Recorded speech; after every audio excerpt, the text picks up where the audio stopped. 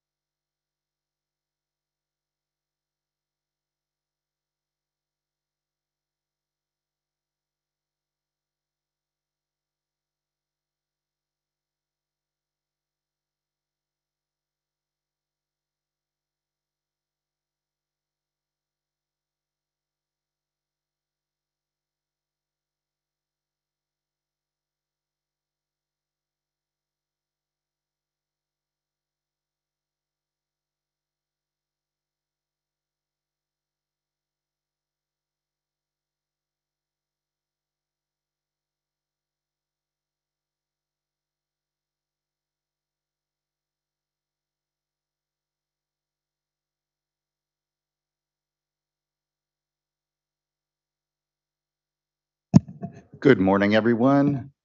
Appreciate the extra time this morning to gather ourselves. My name is Joaquin Escobar. I'm chair of the State Water Resources Control Board. Today is Wednesday, March 8th. It is 9:45 a.m. and I would like to call this meeting back into order.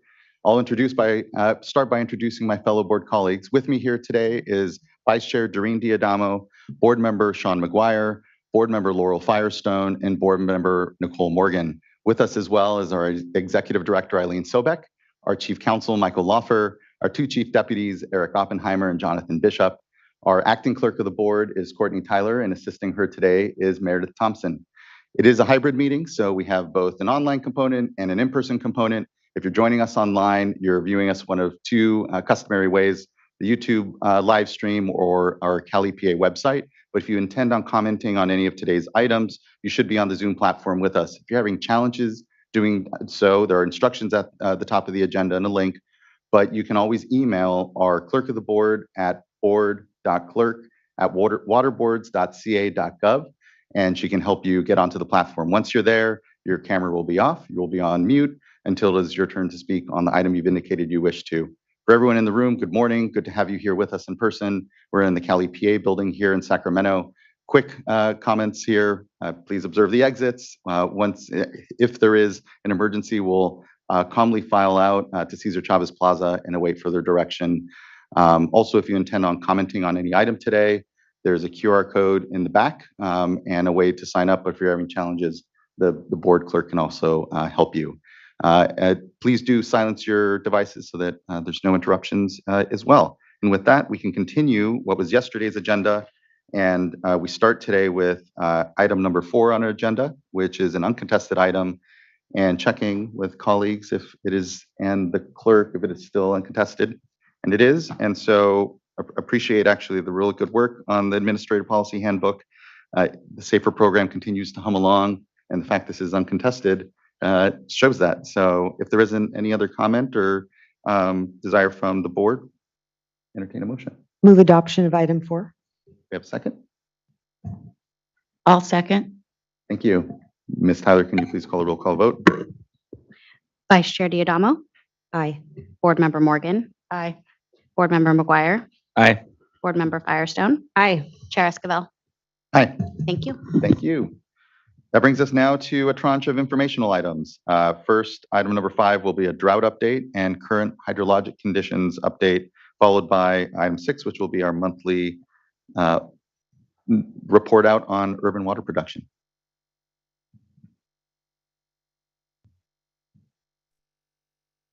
And I believe Jessica Bean, or okay, that is why then. Hello, board members. I apologize. I'm joining remotely today to do our drought update. So thank you. No, thank you. Good morning. Good to see you, Hello. Jessica. Hi. Okay. Next slide, please. Okay, we're going to quickly move through this for you because I know you have a busy day. So we'll go through the current hydrology, some watershed specific efforts, and then I'll pass it on to our Division of Financial Assistance. So next slide, please. So this is the snow water content as of yesterday. We wanted to get you the most accurate, and as you can see, we're doing pretty well. We have 154% in the north, 197% of average in the central, and then 230% in the south. So we are climbing up there with that snowpack. Next slide, please. For the precipitation index, you can see the dark blue line here. We're currently at 118% of average in the northern Sierra. Next slide, please. And 156% in the San Joaquin area. Next slide, please. And then 173% of average for the Tulare Basin area. And again, next slide, please. Great. And here are our current reservoir conditions as of yesterday. We are seeing some steady increases. As you can see, there are a few that are below average, but in terms of the select south of Delta reservoirs, Cachuma is at 97% of capacity, Diamond Valley is at 60% of capacity, and San Luis is at 82% of capacity. Next slide, please. Okay, so jumping into our watershed specific, the Delta curtailments are suspended until further notice. We do have an upcoming staff workshop on March 10th, and this has to do with possible changes to the water unavailability methodology, and that has to do with availability of water within the legal delta, and we're refining some water supply contributions from return flows. Information and technical documents are on our website. And then for the Mill and Deer Creek curtailments are still in effect at 50 CFS. Next slide, please. For the Russian River, still curtailments are also suspended until further notice, and the steering committee is planning to release its retrospective report very soon. So we look forward to seeing that. Next slide. This is just showing where Lake Mendocino is, still very high with that water year 2023 is the black line you can see there. We're seeing that above other years. Next slide. For Scott and Shasta Rivers, curtailments are conditionally suspended on both of those, and the inefficient livestock watering prohibition remains in effect as well. Next slide.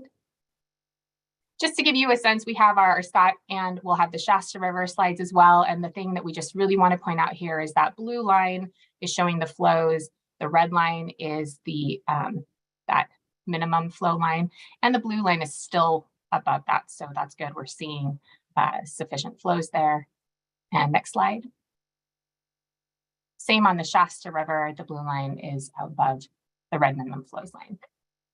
Next slide, please. Okay, and for the Mono Lake, we just wanted to mention that we're going to be coming up on closing the written comment period for the information discussed at the February workshop. And so those are due by March 17th. And you can email those comments to our Mono Lake at Water Board's email address. And the workshop materials, including the presentations and the recording itself, is available on our website as well. Next slide, please. And this is just the wrap up that we have here where if folks want additional information, please visit our website or sign up for our email subscription lists. You can also email your questions to us at drought@waterboards.ca.gov. And with that, I can pass it on to financial assistance. Thank you, Ms. Bean. I just want to commend, I know the Division of Water Rights has a lot going on right now. It's not lost on me. You look at the hydrograph, and with our temporary urgency change order in February, we're at a time when we were just seeing a complete dry off. We have certainly seen change conditions since that. I know part of the order mentions once change conditions happen that we might be reevaluating that. I don't know if you or Mr. Loffer or anyone else would like to comment, or Ms. Sobek on where we are on that. I would not like to comment on that. I don't have that information, but That's fine, Ms. Bean. if other folks do, by all means. I guess all I would say is that we are evaluating the hydrology and tend to evaluate it and see if a change is necessary and appropriate. Yeah. Thank you. I appreciate that. Unless you have anything to add for Ms. Sobek.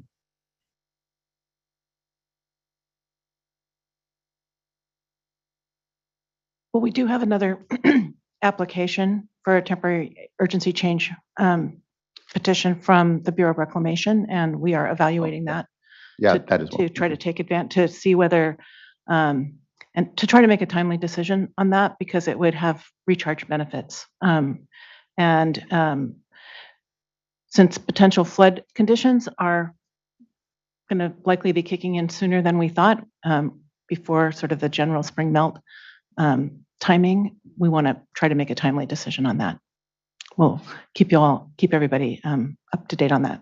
Yeah, and to be clear, there is another temporary urgency change petition that was recently filed, and that's the one that Director Sobek is talking about, where there's a potential for recharge because of what are known as 215 contracts out there. Correct. And I appreciate that. I know folks are working and looking to evaluate and approve that. I'm also talking about the temporary change order that we previously approved regarding relaxation of certain standards. And so I want to make clear for everyone as well. I think that's where Mr. Oppenheimer was talking about evaluating at this point, those change conditions in there, given the conditions of the order. I just have a question. It doesn't have to be for today, But Trinity, it'd be great to get some additional information on, why Trinity is so low or continues to be low, and sort of, the conditions that exist in that watershed. And then secondly, it might be too early to have this discussion, but I think everyone's really anxious to see how groundwater levels rebound. And so whenever we're able to get that information, it'd be great to include it in the slides. Thank you, Vice Chair. So I think that it will make sense to wait a couple of weeks and see this next couple of storms to see what's going on with Trinity. I mean, I think that the storms we've had so far have sort of missed the northern part of the state. It's not clear what these upcoming storms or what effect they're going to have. So I think we'll be in a better position.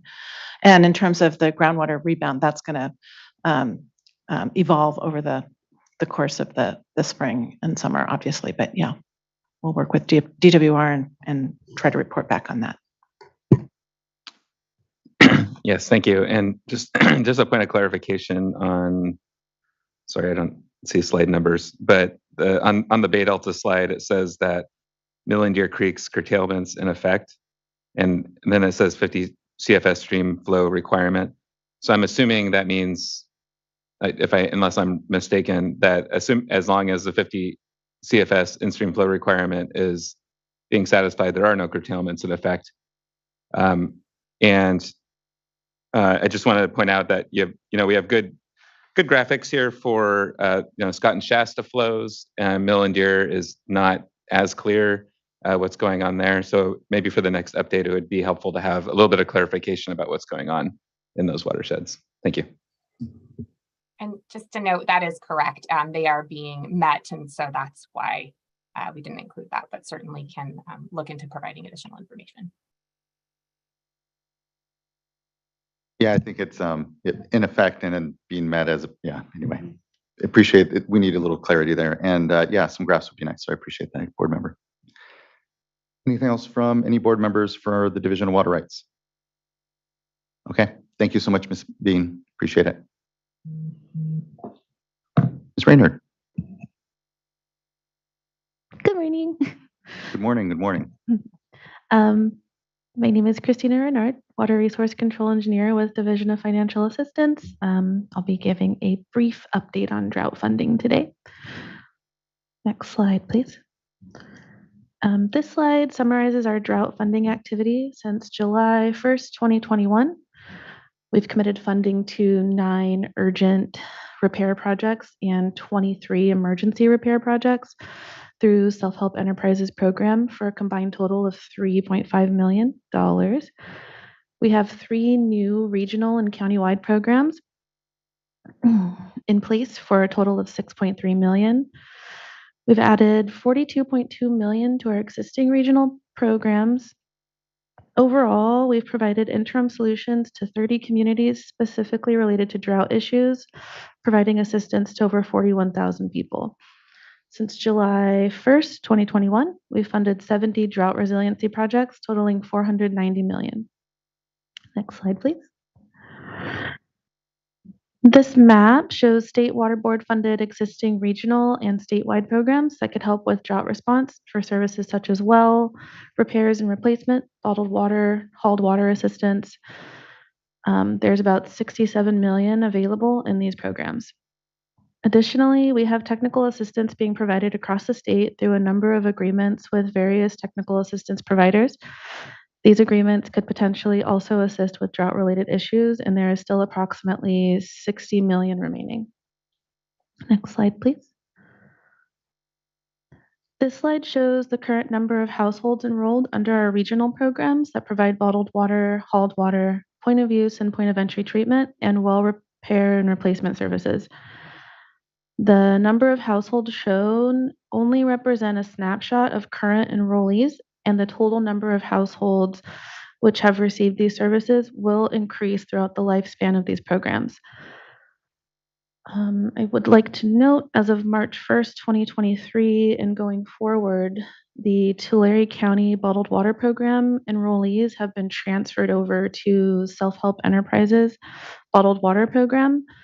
the county's grant admin staff resources are limited, so the decision was made to shift those county recipients to the bottled water program under self-help. Next slide, please. Today, I'd like to highlight this water resiliency project for Keys Community Services District. Keys CSD recently completed a large consolidation project to incorporate 5 small disadvantaged communities into their service area. The water system consists of 4 wells, which obtains 100% of its potable water supply from the Turlock groundwater sub-basin. 123 TCP has been detected in all 4 wells, 3 of the wells with concentrations above the maximum contaminant level. They are now kicking off construction of a 123 TCP treatment improvement. Keys CSD and the Division of Financial Assistance entered into a funding agreement this past October to provide $10.4 million in funding for a project to construct granular activated carbon, or GAC, treatment systems to address the 123 TCP contamination. The project consists of construction for 2 trains of GAC vessels, 40,000 gallon backwash tank for well number 8 pictured, 3 trains of GAC vessels, and a 150,000 gallon backwash pond for well number 9, 4 trains GAC vessels, and a 60,000 gallon backwash tank for well number 10. And additionally, the construction of approximately 2,500 linear feet of 6-inch pipeline to convey raw water from well number 7 to the treatment system at well number 10. The project's objective is to bring Keys CSD back into compliance with the 123 TCP maximum contaminant level and is estimated to be completed summer 2024. Next slide, please. And here are some links to our drought funding resources. And that concludes our presentation. Available for any questions. Thank you, much appreciated. Again, always reminded that even amongst all this wet conditions, we still have continued ongoing challenges and issues around access to water and drying wells. Looking to colleagues if there's any questions. None. Okay, thank you. And I think we have a few commenters. Let me quickly pull up. Okay, no commenters then. Good. Thank you. Much appreciated. That lets us then move on to item number 6, which is an update on monthly water production and conservation data reported by urban water retailers.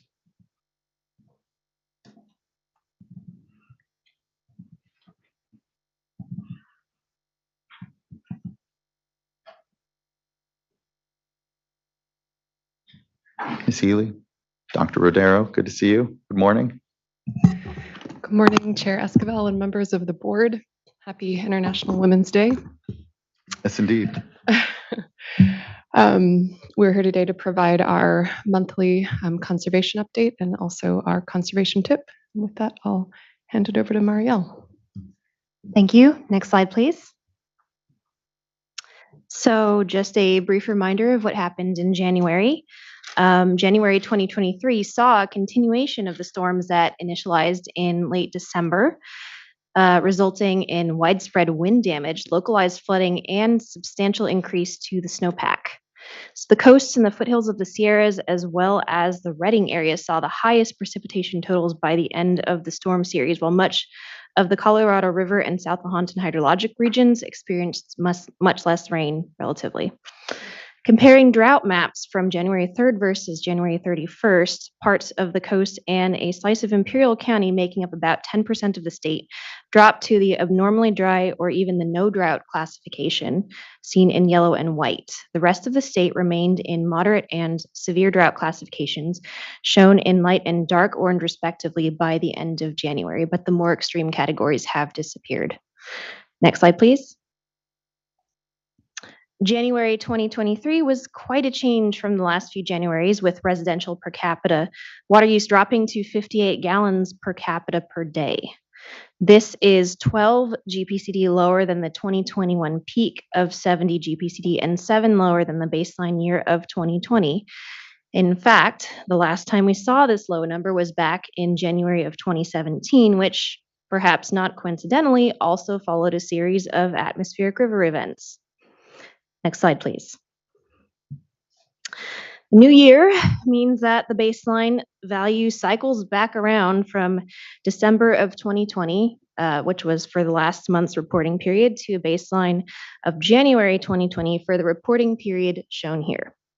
As January is one of the months that traditionally sees less overall water use compared to December, this means that the baseline value is subsequently lower, and we also see a lower percent savings compared to prior months when the baseline was higher.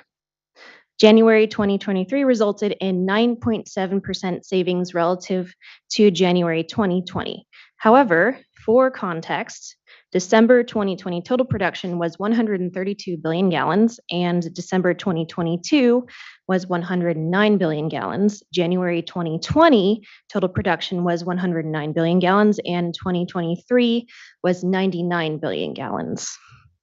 Yeah, and it's why, if you don't mind, it's, our GPCD is just a fair number across years and, percentages, because you start to run into these, challenges around them. Although percentages in one's mind are easier to track when trying to, so it's that back and forth around it. But, incredibly to see, our GPCD so low, I mean, those are the numbers that really count across this and these as well. Because here we see that tale of both just different water years, and so different amounts of water and precipitation and chances to conserve, but then also just that catastrophic dryness that we saw and resulted then in that real uptake in usage. So again, the different numbers play different roles in helping us understand what's going on out there. So I appreciate that. Cumulative savings are now at 6.2%, which is about equivalent to 570,000 acre feet relative to the baseline. Next slide, please. So January water use per region varies by about 4% above or below the January average, and even more so when looking at the numbers on an individual agency basis. In some regions, January 2020 use was at the lower end of the range, which means that the 2023 use was a little bit higher relative to that baseline. However, these increases are within the range of natural variability, even when accounting for storms.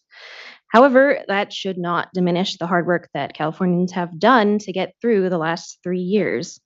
In particular, it's worth noting that the South Coast is down 14.6%, and the South Coast region is home to over half of the population served by urban water suppliers. That did take a big chunk out of water use that we saw relative to historic. Next slide, please.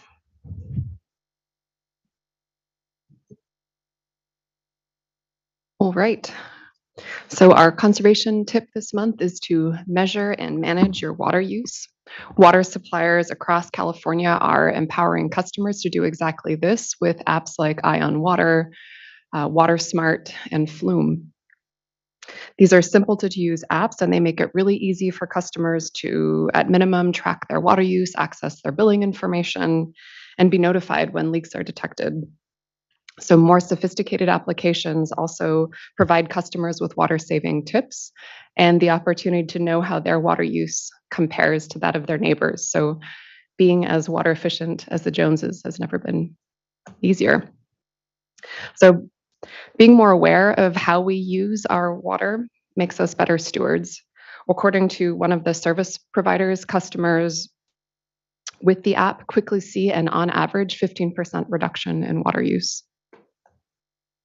When it comes to meeting local conservation goals, devices and applications that help customers to manage and measure their water use is a really powerful tool in the water conservation practitioner's toolbox.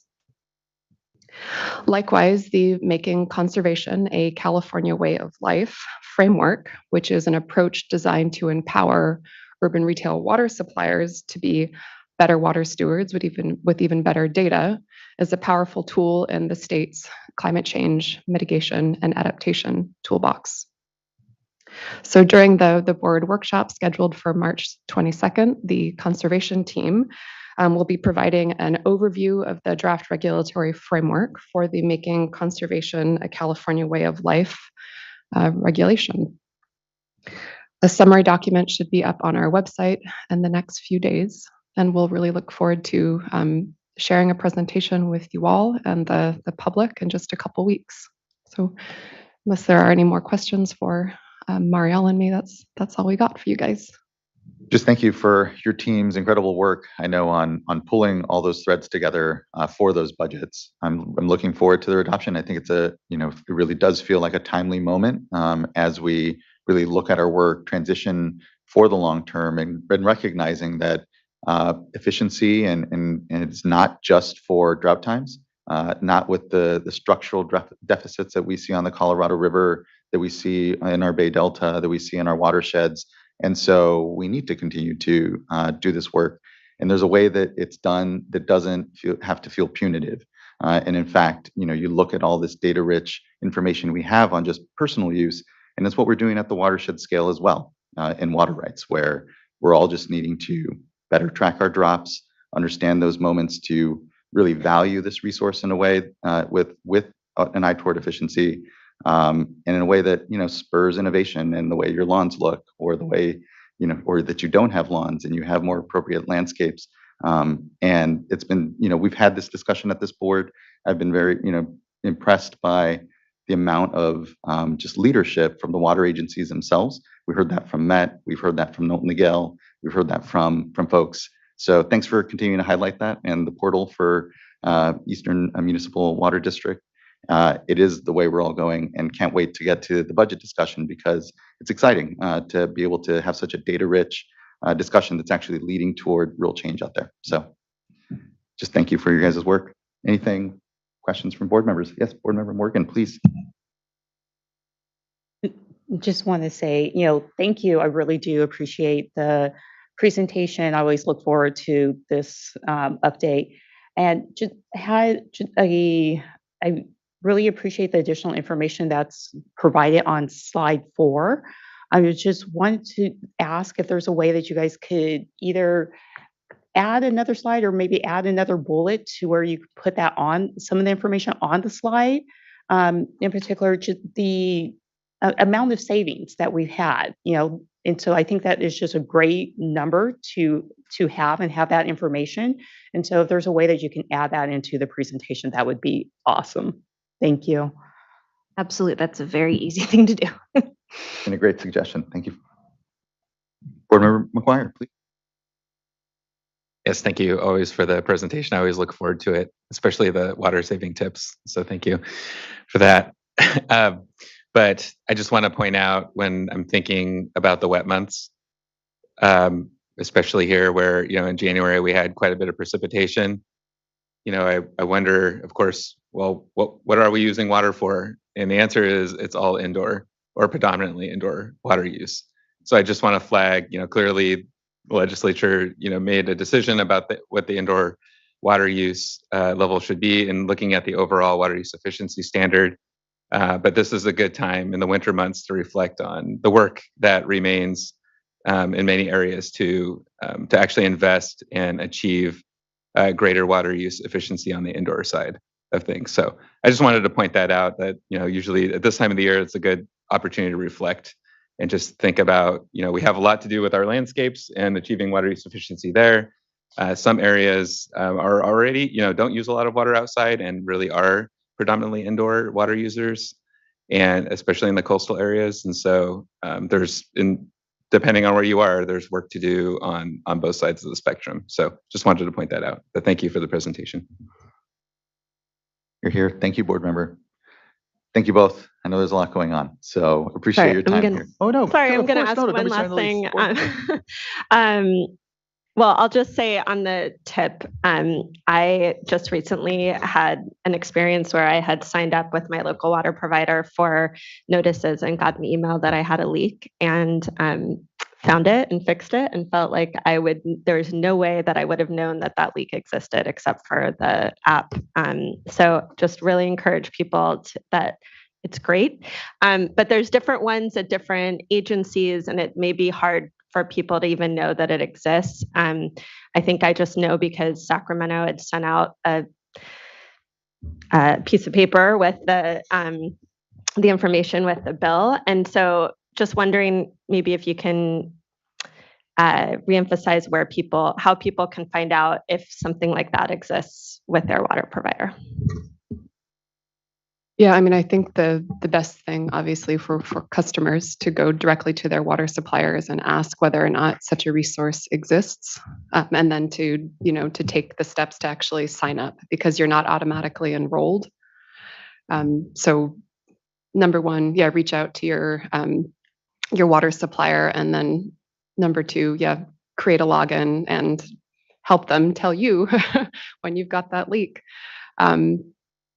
I do know that some of the apps, like here in Sacramento, the Ion Water app is pretty great in a lot of different ways. But one of the things that you could also do with it is provide more information, about you and your family, to help them and give you a better sense of how you're using water in your home. So, for example, you could give them information about the number of people living in your household and the square footage of your landscape, to sort of make it easier to do things like evaluate, how efficient you are, using the same kinds of concepts that we'll be using for the Making Conservation a California Way of Life framework. So yeah, they're really great tools. I agree. It's fun to check in and see how you're doing and how much your water use goes up when your in-laws are visiting, for example. But yeah, there's it's a wonderful tool that is being made available to customers in increasingly large areas of the state. So thanks for sharing that anecdote. Thank you, board member. Thank you both again. Really appreciate it. Okay, that then wraps up item number 4 in our tranche of informational items, and brings us to item number 7 with the Division of Financial Assistance. And it's a consideration of a resolution to adopt the guidelines for the expedited drinking water grant funding program. I'll give a moment for folks to transition over.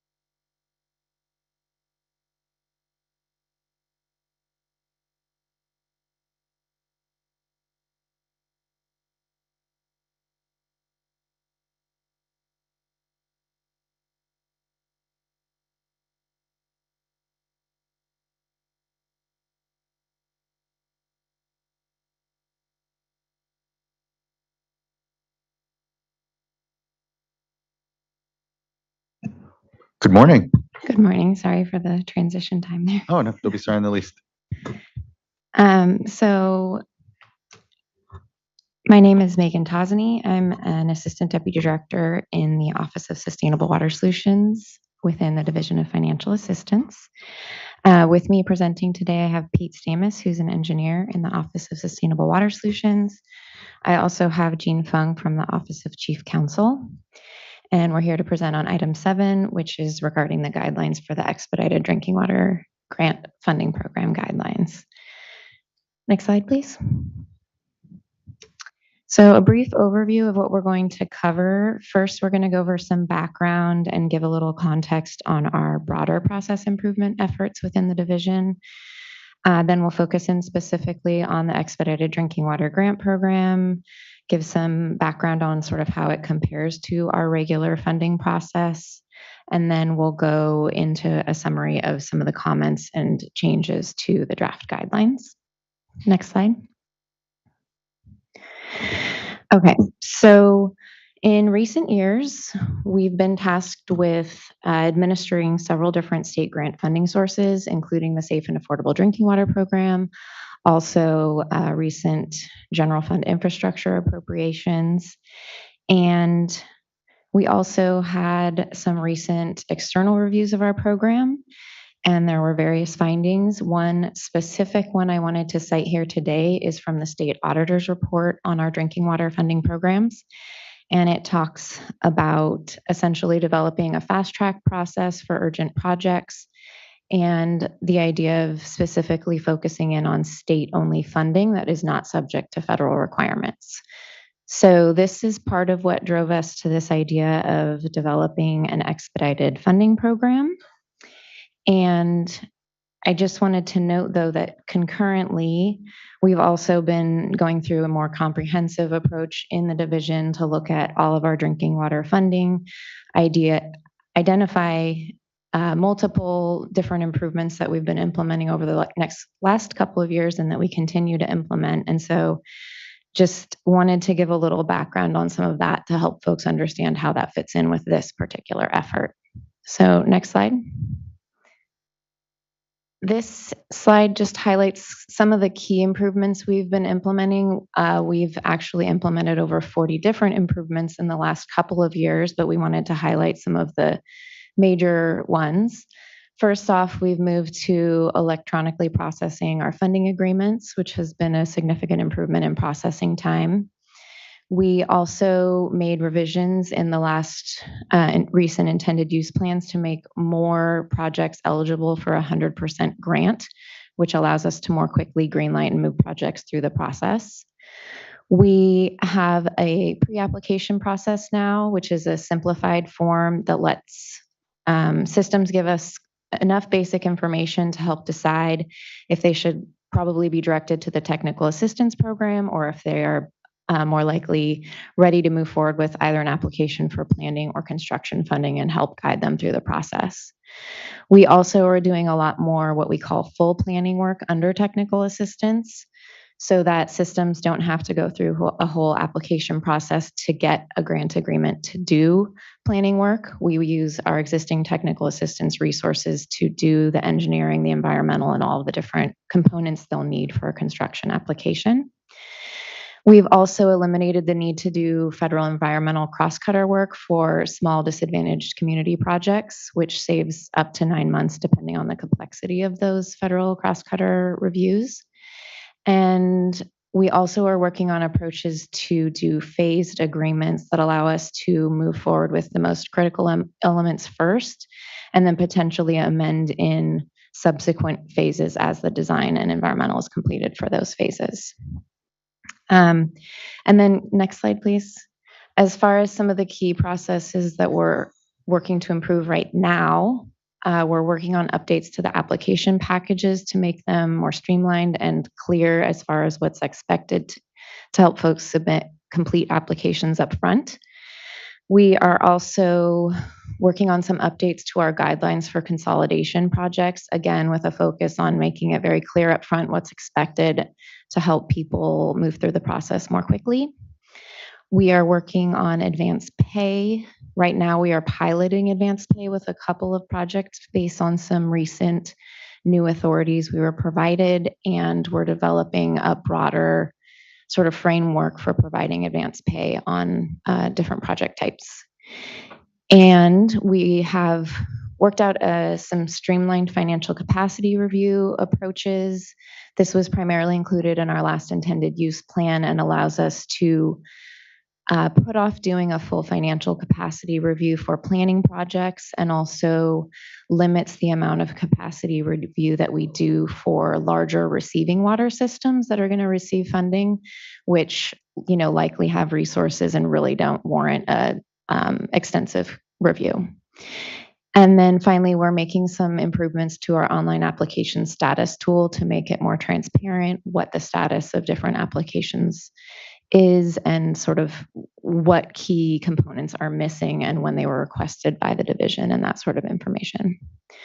So with all of that in mind, I just wanted to sort of emphasize that we're envisioning that implementing this expedited program will allow us to move a specific group of projects through more quickly and essentially expand our bandwidth to work through other things like these process improvements and also complications that may arise with other more complex and nuanced projects. And so our goal overall is to move all projects through more quickly. And so with that, I think I will turn it over to Pete, who will go into a little more detail on the expedited program specifically. As we transition, I just want to say thanks because you really look at the history here of the arc of the transition of the Division of Drinking Water since 2015, then the adoption of the Safe and Affordable Fund in 2019, and then all the work that was going on to do a lot of process improvement was good to have then the audit give some further specificity and suggestions, but really appreciate that. I know whether it's the Office of Sustainable Water Solutions, which Board Member Morgan knows well, of course, and all this trend that has really happened amongst the Division of Financial Assistance, but with the Division of Drinking Water, I'm just proud of it. I really appreciate, I know it is a lot of good thought that's gone on to how to better deliver to communities, and here even then more specific, thanks to recommendations from the audit around what more we can do, and just the openness and embracing of all that from the unit means a lot. So thank you. Okay, so excuse me, getting into the details of the Expedited Drinking Water Grant Program, we thought we'd start with a table which compares the new program with our standard funding program.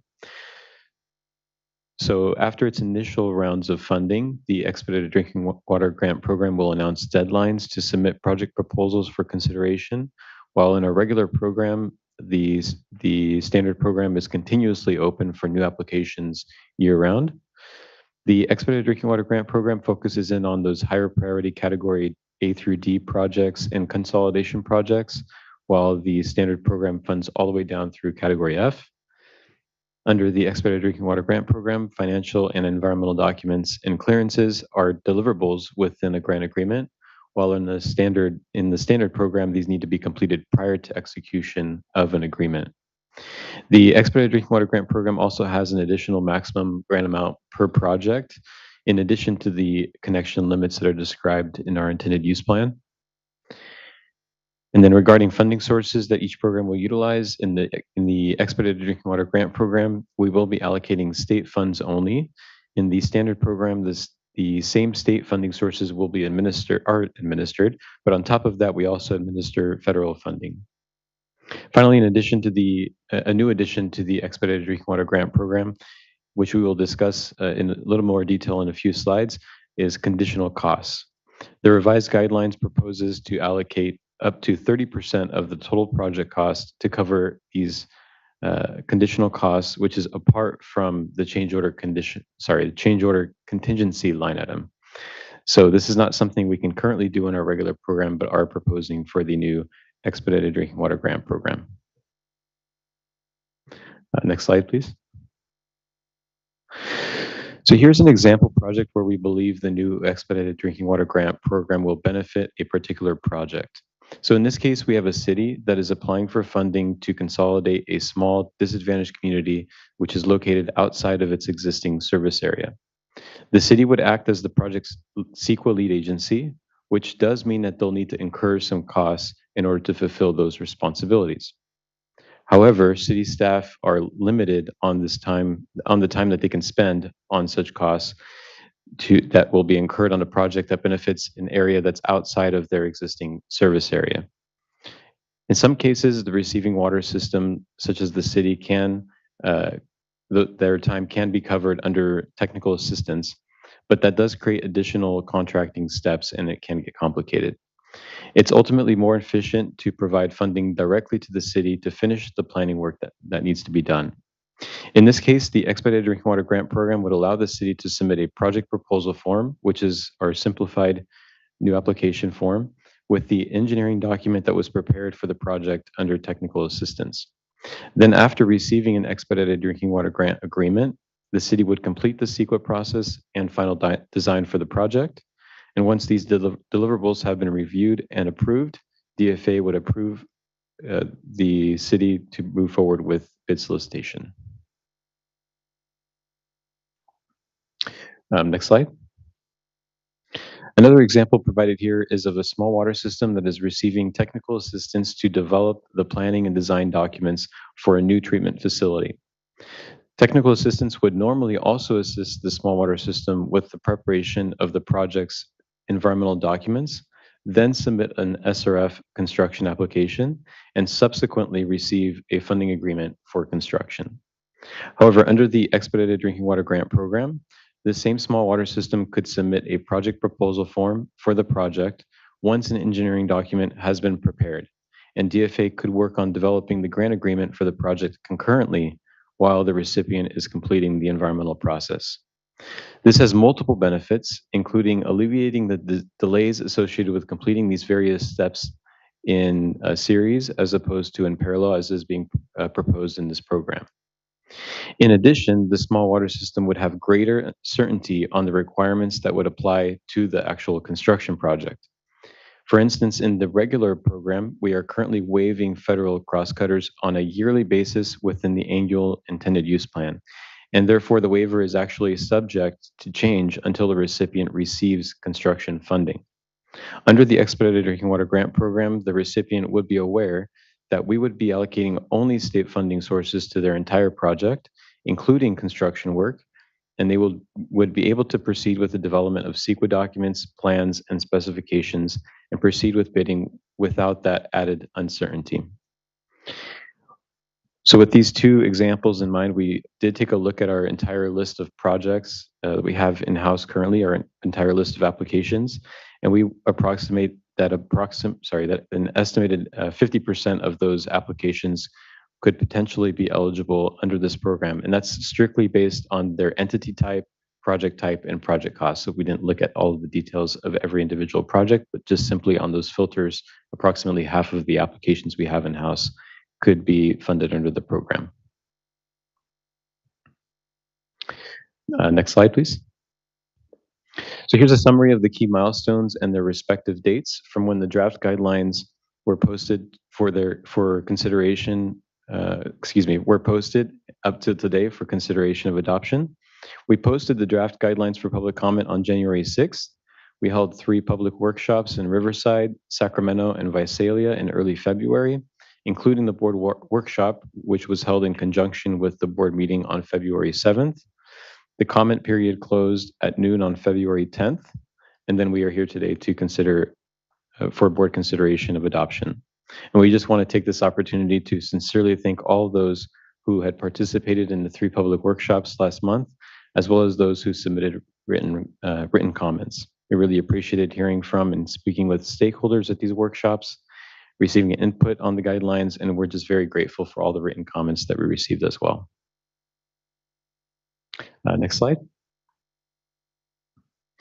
So the guidelines being presented today include some revisions, including some that were made in response to comments that we received, in addition to some staff proposed edits. And we'd like to go over and highlight a few of those changes now. So we received several verbal and written comments about the eligible entities listed in section 4.1 of the draft guidelines. This list has been expanded in the revised guidelines to include public utilities incorporated in California that are subject to regulation by the CPUC. We are working on updating the project proposal form and its attachments to reflect this change. We also received a few comments on the on the grant maximum per project. So we clarified section 5.1 a little bit. The revised guidelines also reflect an increase to the grant maximum per project from 10 million to 15 million. This can be exceeded on a case-by-case basis for good cause with Deputy Director approval. And aside from this per project maximum, all other grant per connection limits specified in the annual intended use plan applies to each project. Next slide. We received a few comments requesting clarity on the reimbursement of planning and design costs under the program. The revised guidelines clarify that eligible costs incurred prior to execution of a grant agreement and after the eligible start date established in the grant agreement can be reimbursed upon execution. And also that non-construction costs such as planning, engineering, design, and environmental costs that are incurred after execution of an agreement can be reimbursed as this work is occurring. However, we did note that no equipment purchase, property acquisition, or any activity that requires CEQA review, including construction, can proceed until the State Water Board completes its own CEQA review process and provides approval to move forward with those activities. Grant agreements may also include project-specific conditions that must be met prior to reimbursement of specified costs. Several commenters had expressed interest in DFA establishing an advanced payment program. And as Megan just mentioned, this is something that DFA is currently piloting. And Section 7.2 of the guidelines had already stated that upon development of an advanced payment program, such a program can apply to projects under the Expedited Drinking Water Grant Program. So this section remained unchanged. Next slide. Several comments had highlighted the need to establish, one suggestion that we received was that CEQA be completed and permits be in place prior to a grant agreement. However, the prioritization section of the guidelines, section 4.3, indicates that DFA will prioritize projects that qualify for a CEQA exemption and projects for which the CEQA process is complete or nearly complete. And as such, CEQA is a factor for prioritization, and as is the project's timeliness for completion. And so therefore the staff are not proposing to require these steps be achieved prior to receiving a grant agreement. Several comments highlighted the need to establish goals and metrics in the new program. In response to those comments, we did provide some tentative goals, including award letters within 6 weeks after the project proposal deadline, giving awardees 30 days to submit any remaining documents, and then issuing grant agreements within 2 months of receiving those documents, and funding agreement execution within 4 weeks of issuance. For our regular program, we have these kinds of metrics established in our annual intended use plan, which we feel is best to incorporate these metrics into that annual document, which is updated more frequently as needed, rather than having those metrics in these guidelines, which provide more of a framework for the program and are static in nature. Next slide. Staff also made several minor revisions to the guidelines for added clarity, but we did want to highlight one larger one that was introduced with this revision. So in section 7.1, this section now provides DFA with the ability to include a new conditional costs budget line item in grant agreements, which I referenced earlier. This will be included to cover additional costs incurred on the project apart from construction change orders that are invoiced to contingency. The conditional cost line item can be up to 30% of the total project cost and can be released only with DFA approval. These funds cannot be used for a change to this project scope of work, as any such change requires an amendment to the agreement. We anticipate that this line item will help minimize the increased number of amendments that we are currently processing, many of which are to add additional funds to cover construction costs after a contractor has been selected, and particularly given the current inflation numbers that we've been seeing for several years. We also believe that this will be particularly important in the program, given that grant funds will be awarded to projects based on preliminary design level costs, while in our regular program, the planning, design, and environmental documents are further developed and costs are a little more defined prior to receiving a funding agreement. Next slide.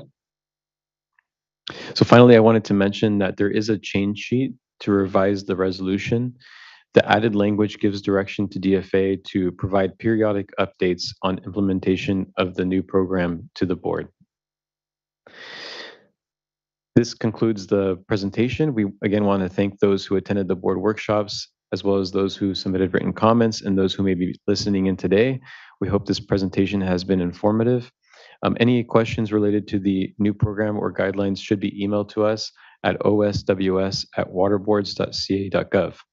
We also have a link here to the program page, which hosts a copy of the guidelines, as well as its appendices, including the project proposal form and its attachments. We again thank you for your time and are happy to answer any questions you may have.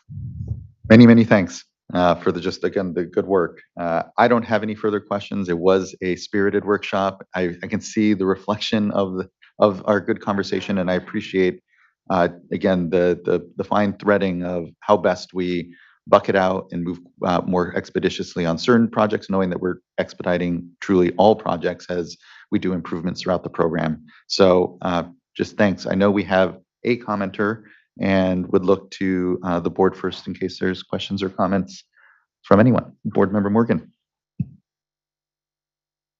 I just wanted to say, thank you guys for just all of the great work, and just highlighting just all of the process improvements that are occurring within the office. Just in highlighting that, identifying the projects that can move quicker through this program that will allow you to free up some staff time to focus on those projects that are more complex, that require additional staff time or just require just additional time for various reasons, so that you can expedite those also. And I say expedite, but just move them through the process.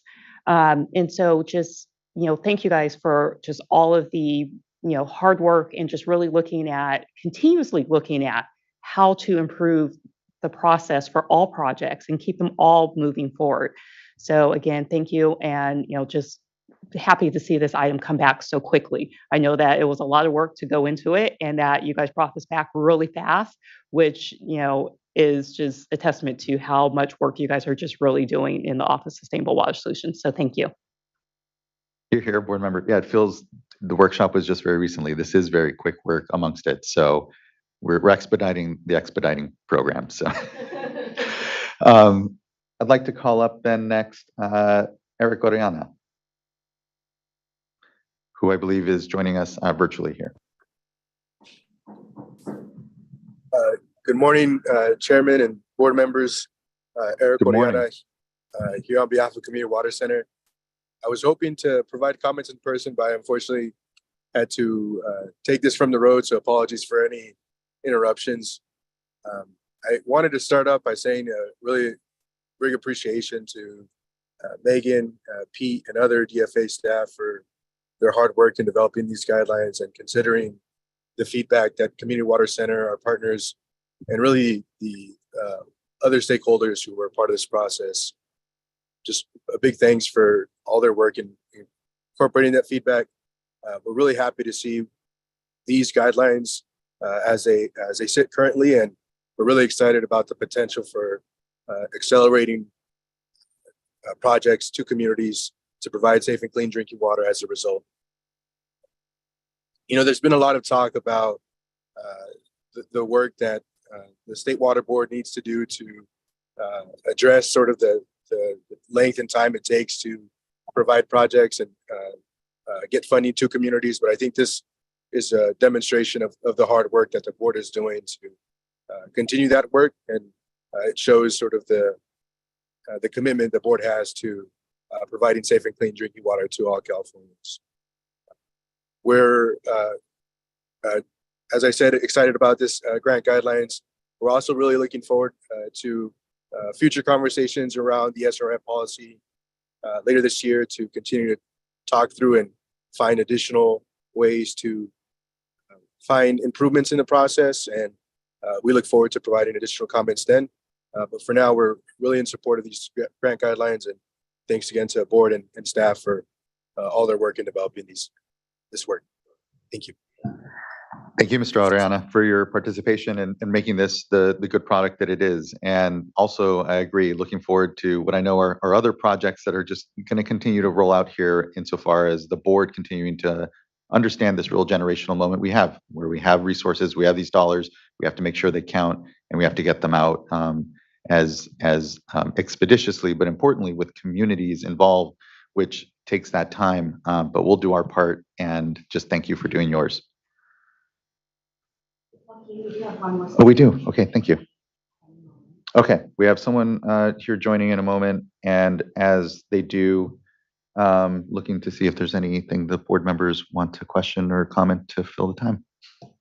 Okay, we'll wait for Jennifer Caputo to join us.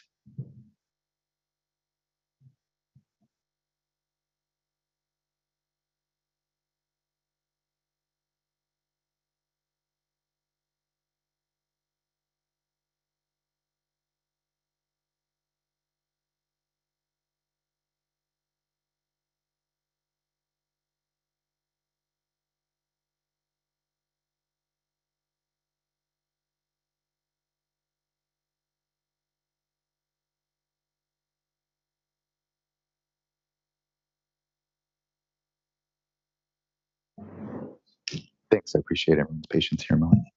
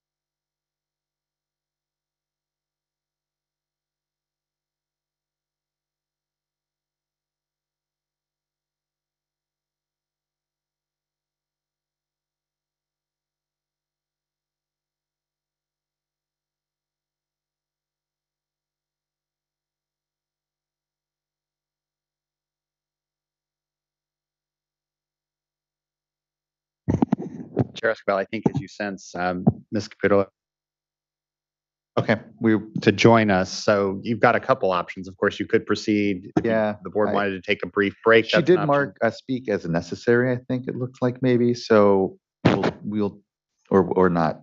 My color coding can sometimes be off on my chart. So, I'm gonna, I think maybe we should proceed. And I do want to not miss a comment in case there's something she has further to say about where we might go on this, but let's go ahead and proceed at this point. It's been a few moments. So board members, any discussion further? And then otherwise. No, I'll just echo what's already been said. I think incredible work and appreciate that this is just one piece of all the work we're doing to expedite projects and get funding out. And I appreciate being able to continue to follow and see and learn how things are working and how to continue to accelerate projects responsibly and make sure we're getting to the right outcomes. So I would move to adopt with the change sheet. I will second. Thank you both. Ms. Tyler, can you please call the roll call vote? Board Member Firestone. Aye. Board Member Morgan. Aye. Board Member McGuire.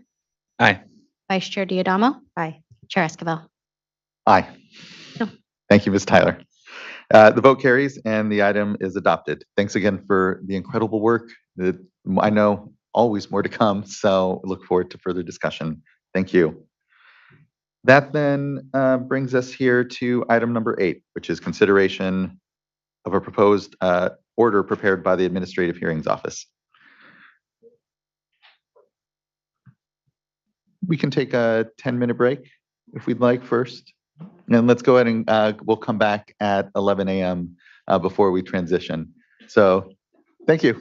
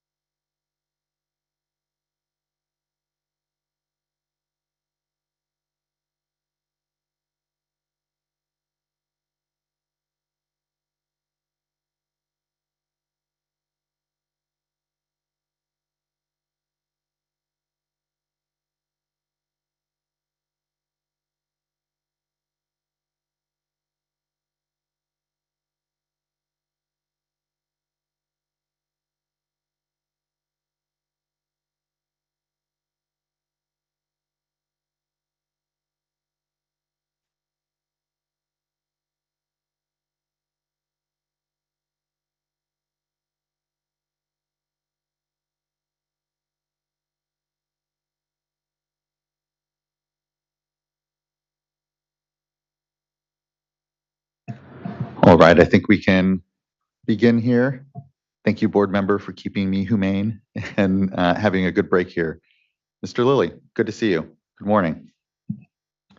Good morning, Chair Esquivel, members of the board. My name is Alan Lilly. I previously was the presiding hearing officer of the State Water Board's Administrative Hearings Office. I've now moved to the senior hearing officer position, and I'm here to present agenda item 8. We can go to the next slide, please. This agenda item concerns a proposed order that my office prepared on an administrative civil liability complaint that was issued by the Division of Water Rights Permitting Enforcement Branch against Stephen Grissett. Next slide, please. This is figure 1 from the proposed order. My staff prepared this exhibit. We just, as our normal practice, we like to show the general location just to help everyone get oriented. The inset map in the upper right corner shows the locations of Reading and Interstate 5, and of course, just going up to the Oregon border. The more detailed map you can see in the lower right-hand corner. For those of you who are familiar with this part of California, Mount Shasta is shown, and you can see Interstate 5. It sort of is shown on the left side of the map. It says here State Highway 97. I'm not sure why it says that. It's actually US Highway 97. Goes from Weed, which is right under where the legend is, up toward Klamath Falls. The right smack in the center of the large map are some parcels that are depicted. Those are Stephen Grissett's parcels. And then below that is an oval with crosshatching in it. And that is, as best as we can understand from the testimony at the hearing, where water that was pumped by Mr. Grissett's wells was trucked and used. And this area is generally called the Shasta Vista subdivision. Next slide, please. This is figure 3 from the proposed order. This is a color copy of a page that Mr. Grissett's attorney submitted during the AHO hearing. And it shows basically the same area as was shown in figure 1. And again, the locations of Mr. Grissett's parcels and the Shasta Vista subdivision are shown here. It's a little harder to see. The oval with crosshatching in it is the Shasta Vista subdivision, same location as the oval on figure 1. And just above that, it's a little hard to see, but in, I think, sort of purple color are Mr. Grissett's parcels. Of particular interest on this figure, the yellow curve shows the 2004 boundary of the Shasta Valley groundwater basin as determined by Department of Water Resources. And then the green curve shows the expanded boundary that DWR adopted in 2020. The areas shown, again, there are a lot of things on this figure, so it's a little hard to follow, but the solid green areas are areas that DWR's records show are irrigated with surface water supplies. And then of particular interest today, the solid blue areas are the areas that DWR's records show are irrigated with groundwater.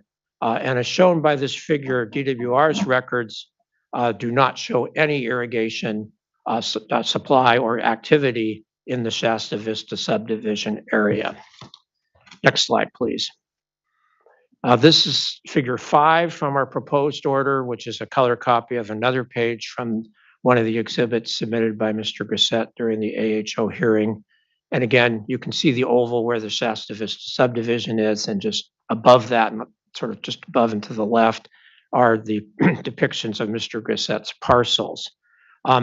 This figure shows by section, each one of those roughly squares is a depiction of a 1 square mile section. And the colors show what DWR's records show for production wells, numbers of production wells per section. And again, similar to the last figure, this figure shows no production wells in the Shasta Vista subdivision area. And of course, there are some production wells in the area where Mr. Grissett's parcels are. Next slide, please. So the regulatory background I'm sure the board is familiar with this, but I'll go over it very briefly. The governor, Governor Newsom, issued drought emergency proclamations. How fast we forget, but in 2021, conditions were very dry here. This is California, things change, but 2021 obviously was a severe drought condition. The governor issued at first drought. That's not me, is it? I don't think so. In April, and then in May issued a broader drought proclamation, which included 41 counties in California, including Siskiyou County. Following that proclamation, the State Water Board adopted drought emergency regulations for the Scott and Shasta River watersheds in August of 2021. And then following those regulations, the Division of Water Rights adopted the 2 orders listed here on September 10 of 2021. And the proposed order I prepared does distinguish these. They have the same numbers, but I refer to them as the general order and then the specific order for Mr. Grissett, and they both are in the record. The general order has about 100 water users listed in the appendix, and then the specific order applies just to Stephen Grissett. Most important for us today, term 2 of the specific order directed Mr. Grissett to cease all diversions, and term 4 required Mr. Grissett to file online curtailment certification forms within 10 days. Next slide, please. There's a little bit of confusion between Stephen Grissett and George Grissett. George Grissett is Stephen Grissett's father, and his attorney, and it's also a little confusing because Paul Manassian is the attorney for both of them. So we do have to make sure to keep this clear. But on behalf of George Grissett, Mr. Manassian filed a petition for reconsideration of the board's drought emergency regulations and the parts of the general order that applied to George Grissett's parcels. The petition did not refer to Stephen Grissett's parcels or his separate water right ID numbers. And there was no petition ever filed for Stephen Grissett challenging either the regulations or the parts of the order that applied to him. Also, while this petition made some general arguments about property rights, due process of law, separation of powers, and the Sustainable Groundwater Management Act, it did not make any specific arguments about the distinctions between overlying rights and appropriative rights, and it did not raise any issues regarding the needs of water for human consumption or other domestic purposes.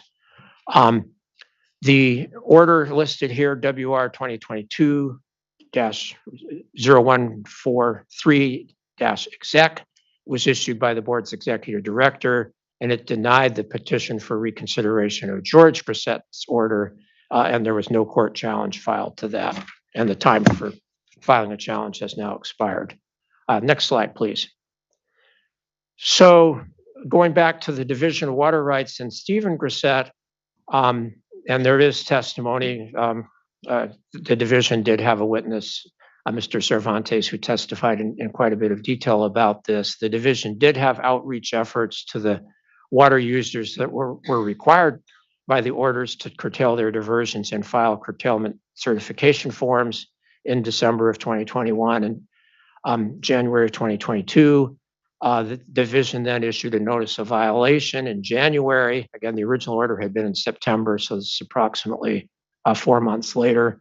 The division issued a notice of violation. And when I say Mr. Grissett, I'm referring to Stephen Grissett, basically giving him an additional 14 days to submit the online curtailment certification forms. He did not file the forms. The division issued an ACL administrative civil liability complaint to Mr. Grissett in February. And Mr. Grissett and his attorney did file timely requests for hearing in February and March. Next slide, please. So by law, by this section of the Water Code, proceedings on administrative civil liability complaints like this one are assigned by law to the Administrative Hearings Office. So we received it. We issued a hearing notice in April. We held our hearing days in May and June of last year. The parties filed their closing briefs in June. I asked the party or directed the parties to file supplemental briefs, which they filed in November. and then we transmitted our proposed order to the clerk of the board in January. The supplemental brief issues that I asked for briefing on primarily concerned the question of whether the pumping of water, sales of water to entities that then trucked it to their parcels in the Shasta Vista subdivision was authorized by overlying groundwater rights, or whether that was in fact occurring pursuant to appropriative groundwater rights. So both the prosecution team and Mr. Grissette's attorney filed supplemental briefs on that issue. Next slide, please. The proposed order that we submitted to the clerk of the board concludes that Mr. Grissette violated the specific order that was issued to him by not filing the required curtailment certification forms, and that because of these violations, the board should impose administrative civil liability on Mr. Grissette. The proposed order rejects Mr. Grissette's attorney's argument that Mr. Grissette did not have to file the forms because his sales of water and subsequent uses of water on the parcels, the trucking of water and then uses in the Shasta Vista subdivision were authorized by groundwater overlying rights. And I'll talk about this in just a little more detail because it is important as far as the issues raised by Mr. Manassian. First of all, term 2 in the order itself, which the order, of course, is the operative thing here, does not have any exception for overlying rights. And I'll show that on the next slide in just a moment. And then the transmittal letter that the division sent with the order, which Mr. Manassian relies on heavily, actually clearly stated that these uses were appropriate uses, and that will be on the following slide. So if we can go to the next slide, please. This is a quote of term 2 of the order, and you can see in it, obviously, it states that diversion of the water rights listed in attachment A, and for Mr. Grissette, that includes his parcels and his water IDs, shall cease on this date or delivery of the order, and only may continue if authorized under one of the exceptions in the regulations the board adopted. The exceptions concern non-consumptive uses, like use of water to generate hydropower or use of water for in-stream purposes, water for minimum health and safety needs, and water for livestock watering. Mr. Grissette never has claimed that any of these exceptions applied to the water that he pumped by his wells and sold to the people to be trucked to the Shasta Vista subdivision area. And there is no exception in the regulations for water that's pumped and used pursuant to alleged overlying groundwater rights. Next slide, please. This is an excerpt from the transmittal letter that the division sent with the order to Mr. Grissette. And there's one paragraph, and this is important because Mr. Manassian has quoted this several times. And what's important is the highlighting. And I just highlighted these two sentences in different colors just for ease of reference. The second sentence says that this curtailment order does not extend to overlying groundwater users in the Shasta River watershed. And that's highlighted here in yellow. But then the fourth sentence, which actually was in bold in the original letter, stated selling groundwater to be hauled and used at a different location is an appropriative use and must cease immediately, subject to the exceptions described below, which I've just described, if the use started after November of 1912. So this sentence made it very clear that the division's position was that water being hauled and used at a different location was an appropriative use and was not being made under overlying rights. Next slide, please. Another argument that Mr. Manassian, Mr. Grissette's attorney made was that the curtailment certification form did not give him the option to provide the required information to file the form while also making and preserving his argument about groundwater overlying rights. And the proposed order rejects this argument because the form actually did explicitly give Mr. Grissette this option, and that's shown on the next slide, please. Okay, so this is a copy of an excerpt from the curtailment certification form that the division posted and that each water user was supposed to access, fill out online, and file. And you can see there are 4 different boxes that the water user could check. basically describing what they're doing. Number one is that they've ceased the diversions. Obviously, that would be the end of that discussion. Number two refers to the exceptions I previously mentioned. Number three is the one that's important here for our discussion, and that's what I've highlighted in yellow. And it states, I certify that continued use is under other water rights, not subject to curtailment, and I have specifically identified those other water rights, including the basis of right and the quantity of diversion in the box below. And then down a little farther, it says, if you check the third option, please fill out the box below. And there's the box below, which apparently allowed up to 5,000 characters to be inserted there.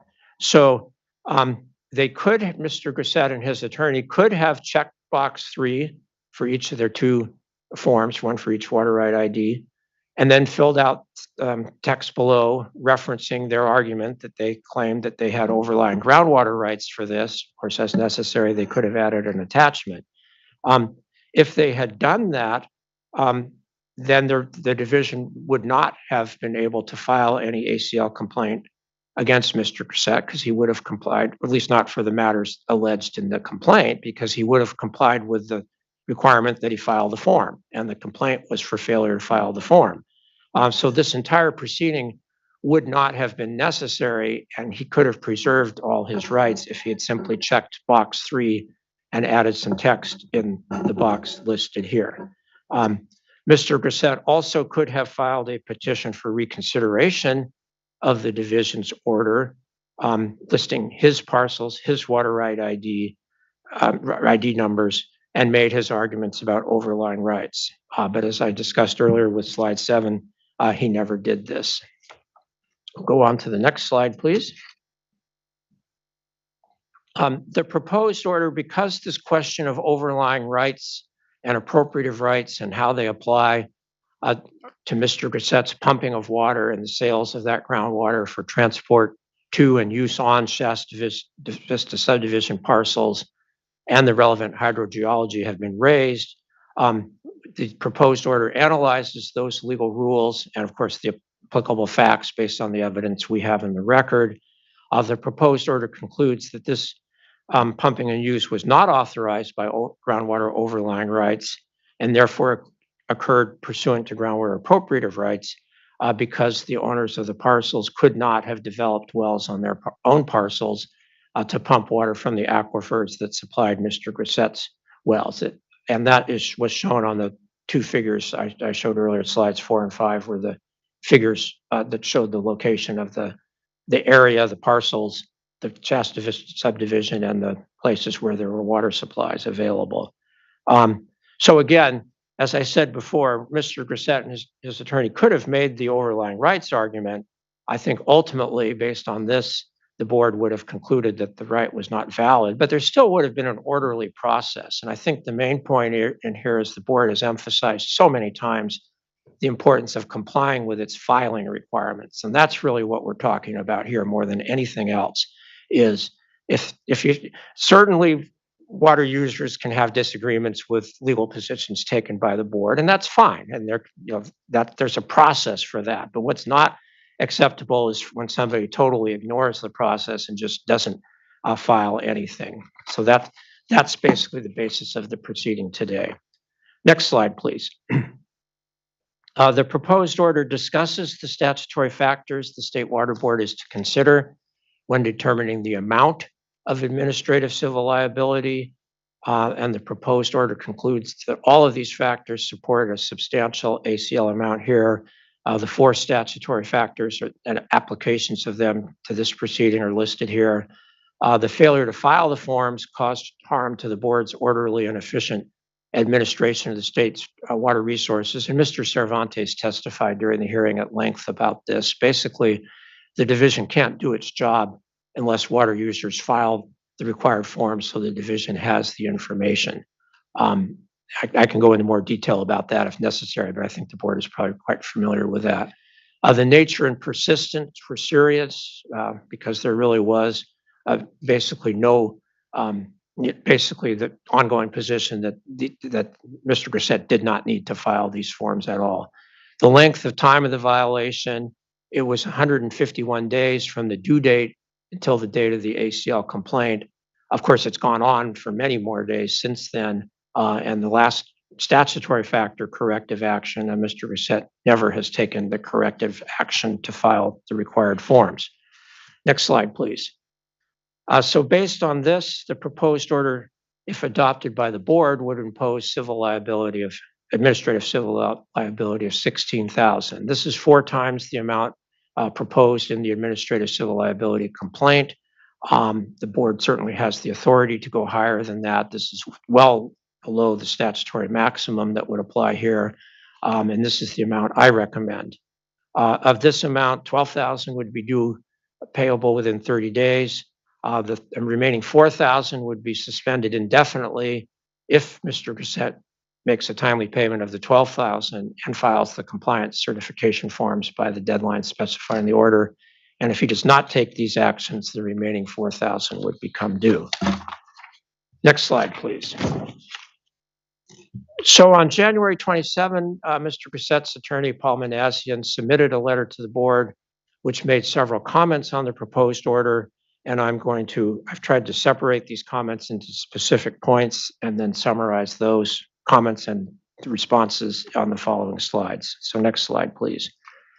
The first comment is that the notice, and again, this is referring to the transmittal letter from the Division of Water Rights, did not require any response from Mr. Grisette because it applied only to overlying rights and excluded wells supplying overlying lands. Basically, the argument is if we're exercising overlying rights, we don't have to file the form.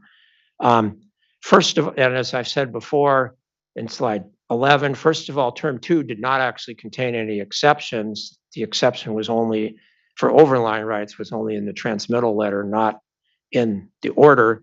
Secondly, the transmittal letter clearly said that the division was taking the position that groundwater being hauled and used at a different location was an appropriate use. And that was basically the blue sentence I highlighted, as opposed to simply reading the yellow sentence and ignoring the blue sentence in that paragraph of the transmittal letter. And then finally, as I just discussed a couple of slides ago, if the actual legal analysis shows that the uses of groundwater on the other parcels actually were not authorized by overlying rights, and therefore by default were actually being made under appropriative rights. Next slide, please. The next argument is that only the courts may determine that certain groundwater uses are appropriative rather than overlying, and only the courts have authority over percolating groundwater. And then related to that, the division's order, which was the one issued back in last September of 2021, conflicts with the Sustainable Groundwater Management Act. And in the responses here, I point out these arguments really are challenges to the board's regulations and the division's order, which were issued back in 2021. And those are now final and no longer subject to challenge, never were challenged by Stephen Grisette. The arguments are also incorrect. The board had the authority under Article 10, Section 2 of the California Constitution and Water Code Section 1058.5 to adopt the emergency regulations, and those may apply to all types of surface water and groundwater. And then after the board adopted those regulations, the division had the authority to issue the curtailment order under the regulations. And then the Water Code section here, 1846, authorizes the board to impose administrative civil liability, and there's nothing in SGMA that prohibits this board action here. Next slide, please. This argument is that the board had to conduct an adjudicative process, which Mr. Manassian refers to as a hearing, and make findings before issuing a compliance order, concluding that Mr. Grisette's use of groundwater to supply the Shasta subdivision parcels was under groundwater appropriative rights and not overlying rights. And the responses are, by law, that the adjudicative process is delegated to the Administrative Hearings Office, and we did that. We absolutely followed all due process requirements, including, of course, most particularly notice and an opportunity for hearing, and the proposed order contains detailed findings of fact and conclusions of law. And probably most significant, while Mr. Grisette's attorney's letter to the board asks the board not to adopt the proposed order. It does not ask for an additional hearing, and most important, it does not state that there's any additional evidence that Mr. Grissett would want to offer if there were an additional hearing. I'm not aware of any other evidence. There was a full opportunity for hearing, and he presented it, did an effective job, presented all his evidence and made all his arguments. So I think all due process requirements were followed here. Next slide, please. The last thing, and this does get into the next comment letter as well, is an accusation that the board staff, presumably the Division of Water Rights staff, had a desire to aid Siskiyou County in stopping cannabis production and in conducting unlawful racial and ethnic discrimination. And that was in violation of a U.S. District Court preliminary injunction that was issued to the county. And this is obviously a very serious accusation, but it just turns out not to be correct at all. I was concerned enough about this when Mr. Manassian raised this argument before the hearing and during the hearing, and I was concerned because the division's order to Mr. Grissett did not contain any findings describing exactly how the division had determined which rights to be curtailed and basically why Stephen Grissett's parcels were on the list, why they were assigned water right IDs and were on the list. And I thought that was important to find out about because I had no way of knowing. So I allowed Mr. Manassian to subpoena the Division of Water Rights staff person with the most knowledge about this topic. He did, and I held an additional hearing office, and that person testified. And of course, Mr. Manassian was able to cross-examine her about that. And she described in quite a bit of detail the process. She was a senior water resource engineer, Raja Hassan, a senior water resource engineer, control engineer within the division. She described in quite a bit of detail the process she went through. And I added text in the proposed order that describes that process because I thought that was important to explain, basically described her testimony. There was no evidence that Siskiyou County asked the division to take these actions or that the division asked for any of these basically accusatory reasons involving discrimination that were listed in Mr. Manassian's letter. Now, his subpoena did have very broad requests regarding those issues, which basically would have required significant work by the division to respond to, a lot of it trying to prove a negative about whether they had or had not communicated with anyone in Siskiyou County. And of course, the division has over 100 employees. I concluded that those requests were too broad, that was beyond the scope of our hearing, particularly after Ms. Hassan had given a fairly detailed description of the objective process she had used to determine the curtailment actions and why Mr. Grissett was on the list. And also, the preliminary injunction issued by the court applies to Siskiyou County and some of its officials and 2 ordinances it adopted.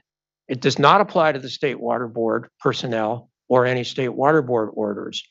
Mr. Manassian did argue that the injunction says it applies to people who act in concert with Siskiyou County officials to enforce the Siskiyou County ordinances that are subject to the injunction.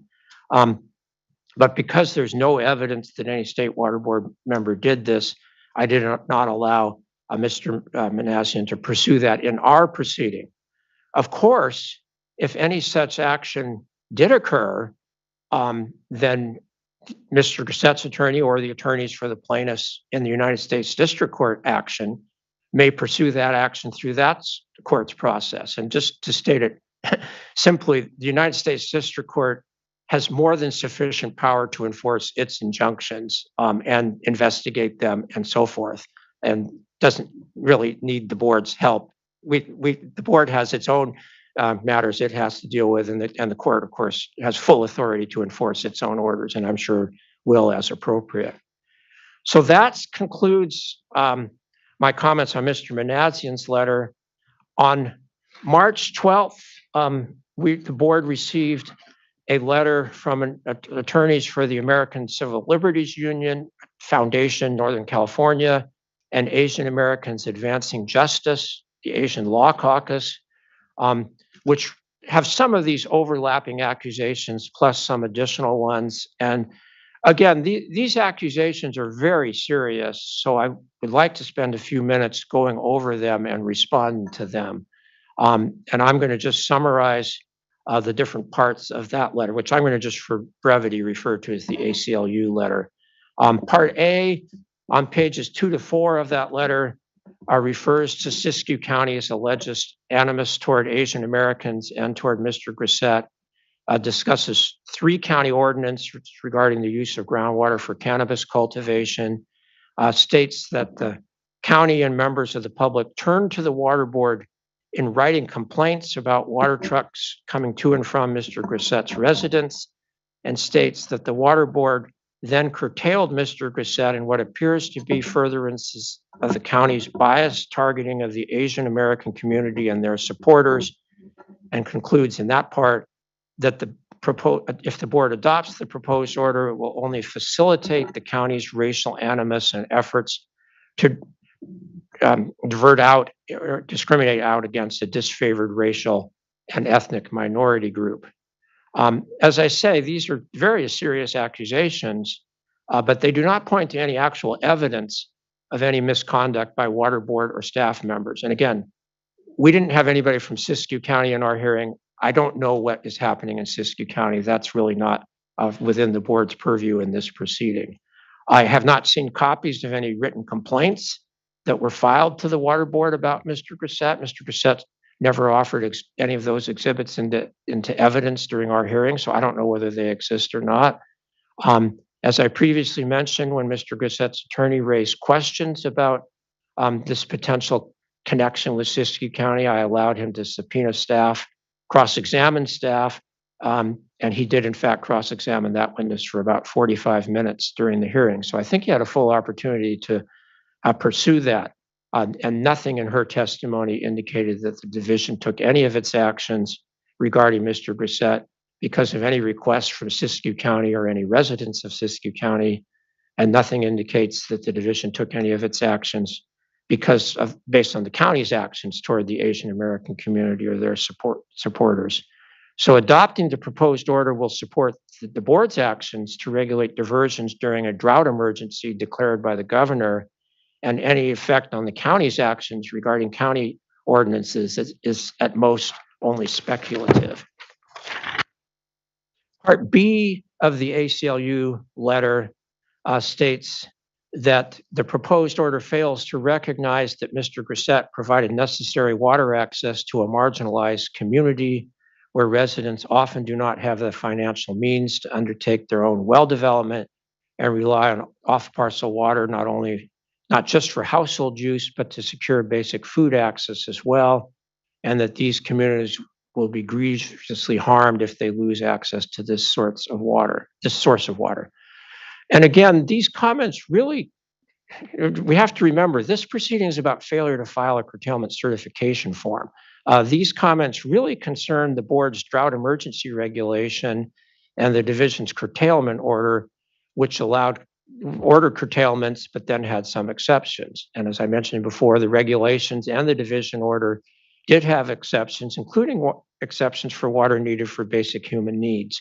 But Mr. Grissett never submitted any evidence to the board regarding how much water he sold that was being used for these needs. In fact, he testified during the hearing, he didn't really know where the water went or what it was used for. So there's certainly no documentation of anything that would support these accusations. He never challenged the regulations or the division's order on this basis. And as I said, if the board adopts this order, it will impose administrative liability on Mr. Grissett because he did not file the curtailment certification forms. It will not undermine the parts of the board's regulation or the division's order that provide exceptions for water that's used for human consumption, which obviously the board considered in detail before it adopted the regulations. Part C of the letter states that the proposed order fails to recognize economic and language barriers to the well development and to the conveyance of water to the people basically in the Shasta Vista subdivision, and that the residents' poverty and financial inability to afford a well does not establish that the land could not be developed to support a well, and that the Administrative Hearings Office should not have relied on the premise that Mr. Grissett did not enter into any formal legal agreements with these water users. And just so we're clear, the proposed order concludes that the owners of parcels in the Shasta Vista subdivision could not develop wells based on hydrogeology. And that is what Mr. Grissett submitted. There were technical reports, technical memorandums. The order is not based in any way on economics or language barriers that those parcel owners might have in being able to develop wells. Regarding the proposed order's provisions about the need for formal legal agreements, I had included that in the order because that is, at least under some old California Supreme Court decisions, a prerequisite to exercise of overlying groundwater rights. But on consideration, internal discussions, we have prepared change sheet 1, which would delete that language. So that actually would address this issue, that the board would not make any determination one way or the other in this order on whether or not formal legal agreements are needed between a well pumper and a parcel owner in a situation where there's a claim that overlying groundwater rights allow the pumping and the conveyance to a different parcel. Finally, Part D of the letter states that the proposed order is premised on compliance with a certification form that calls for detailed information about off-parcel water diversions for health and safety in any amount over 55 gallons per person per day. And while basically the practical implementation of this system is that a well owner who agrees to provide water to a community that does not have independent water access generally will not be able to specifically account for the number of individuals served and the exact end uses. And again, this comment really gets way beyond this proceeding. There's nothing in the form or in any other document in the record that talks about 55 gallons per person per day. I don't know where that came from. Nothing in the proposed order talks about that.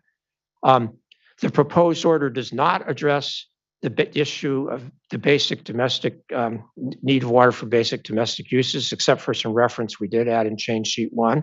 And that's because Mr. Grissett never claimed any exemption on that basis, never raised that issue during the hearing. As I did say, we do add some text recognizing that that exception is in the drought regulations and recognizing the basic human right to water, which of course are critical board policies, which the board has always supported. I don't really know how much we want to get into about how hard it would be for somebody to account if they're supplying water to tank trucks for where the water is being used, but it doesn't appear to me it would be unreasonable if somebody is claiming an exemption from a drought emergency regulation saying this water is being used for human water use to find out and prepare a certification about where the water is actually going, that it is in fact being used for those purposes. I mean, during a drought, water is obviously an extremely scarce resource, and that kind of reporting does not seem particularly out of line. But again, that's not really before us today at all. So in conclusion regarding the ACLU letter, the challenges are primarily to the board's emergency drought regulations and the division's order, not to this proposed order on failure to file the curtailment certification forms. And if Mr. Grissett in the future wants to claim an exemption because he's supplying water for the human uses, that the regulations, the forms, and the division's process have a very clear way that he can do that. But he still needs to file the forms and check the box. If the box is, I am providing water for basic human uses, he can check the box and provide the information. So if we can go to the next slide, please. I've discussed change sheet 1, which, as I say, I think it eliminates the question, the text which previously talked about the need for written agreements to exercise overlying rights, and it does add some text recognizing the basic human right to water and the water code policy on that. We also finally, and please bear with me, this is the last comment letter, but we did receive a letter from the prosecution team. It was dated February 9, but unfortunately we didn't receive it till March 2nd. So that's why I didn't get the change sheet in sooner than that. But It does, change sheet 2 does address their comments, which were important comments regarding some of the order provisions.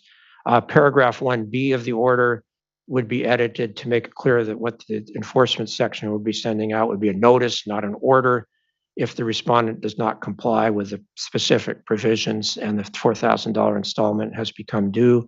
The second paragraph would be edited to provide that if the division does not approve the curtailment certification forms filed by the respondent, if the board adopts the order, and they cannot resolve their disagreements, then I had written that the deputy director for the Division of Water Rights would resolve that. I thought that was an appropriate mediation process, but the prosecution team said they would prefer that it just have it be subject to potentially a new enforcement action. And since they're the ones doing the enforcement, I thought it was appropriate for me to defer to them on that. So those are the changes to paragraph 2, term 2 of the order. And then finally, term 3 of the order would make it clear that the order only applies to violations through the date of the order. So if there's subsequent violations, particularly if Mr. Brissett doesn't file the forms as required, so either violations of the order or the division's prior order, then subsequent enforcement actions are necessary or would be authorized, excuse me. So again, a little bit of long-winded, but there's a lot of detailed comments and they raise a lot of serious concerns. So I wanted to make sure you had my information on those. So with that, I'll be glad to answer any questions.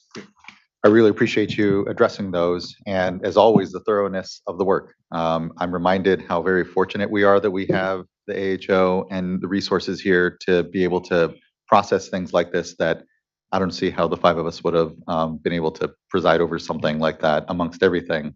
So just thank you. Thank you. I You're really welcome. appreciate the thoroughness of it. I don't have anything further. I know we have 2 commenters, but would look to the board first in case there's anything off the bat. Board Member Firestone. Thanks. And I think I'll have more questions after the commenters, but really appreciate this. It's and appreciate all the detail that you went into and extra examination of some of these issues, especially around racial discrimination and impacts. So, and ensuring access to water for basic human needs, because I know that that's a core policy of the state and certainly of our body. One of the things I wanted to I wanted to see if I could get clarified is that, as you said, this is about a failure to file a form, and all that was needed was to check a box and say this is for basic health and human safety, or this is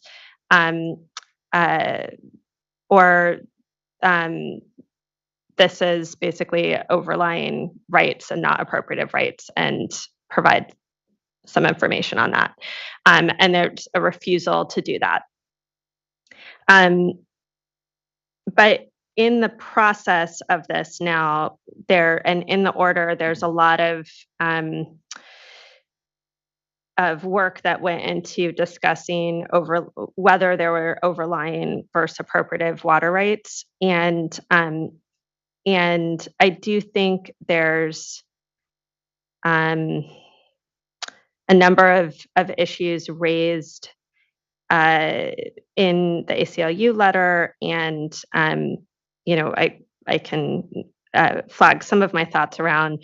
But in terms of being able to have the process that one would want to really fully make a determination of what is overlying versus appropriative, and specifically whether those other parcels could or could not have developed water. And I'm wondering if we need to make that determination in this, or if we can focus this on just failure to file, and not make a determination on whether or not they could have developed water and therefore whether it was appropriative or overlying. Well, of course, the board can put whatever it wants in its order. It's the board's order at the end of the day.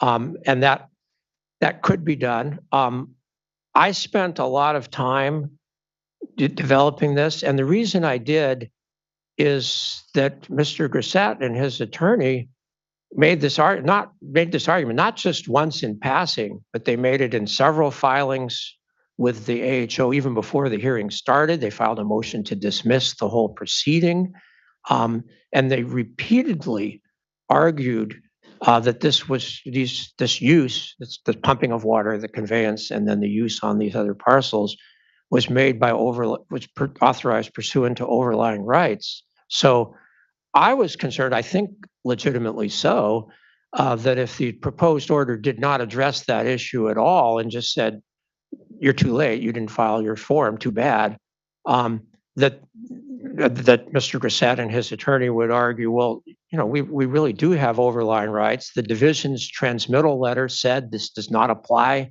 to overlying uses, and therefore we didn't have to file it. So I thought since they raised the argument, the board would want to know what the response was to the argument, and not just the board, but anybody who reads the whole forms. I mean, it is the fundamental argument that they made. So I thought it was necessary to respond to that, and they offered evidence on that and put it into the record. So I thought it really was necessary to respond to that in this order. The other thing I'll just say is I think the ACLU letter obviously raises a lot of significant concerns about human suffering and so forth, and of course those are serious. But I don't think that the proposed order really would impact those. As I say, there are exceptions in the regulations for the basic water needs for human purposes if somebody just fills out the form properly and provides the information. So, and beyond that, so anyway, it's a long way of saying I thought that the argument was raised so strongly by Mr. Grissett and his attorney that the board needed to respond to that, and I thought there was a clear response. I did take out the language about the need for agreements. I thought that was probably more peripheral, but the fundamental argument that somebody can't just claim an overlying right when they could not actually access the aquifer from their own parcel, I thought it was directly raised by their arguments, and therefore the order should respond to it. So anyway, that was my thought process on that. Yeah, thanks. I definitely understand that thought process.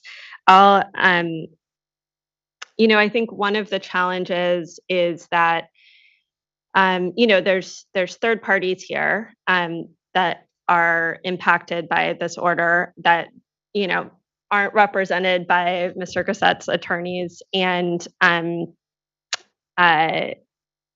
don't necessarily have expertise or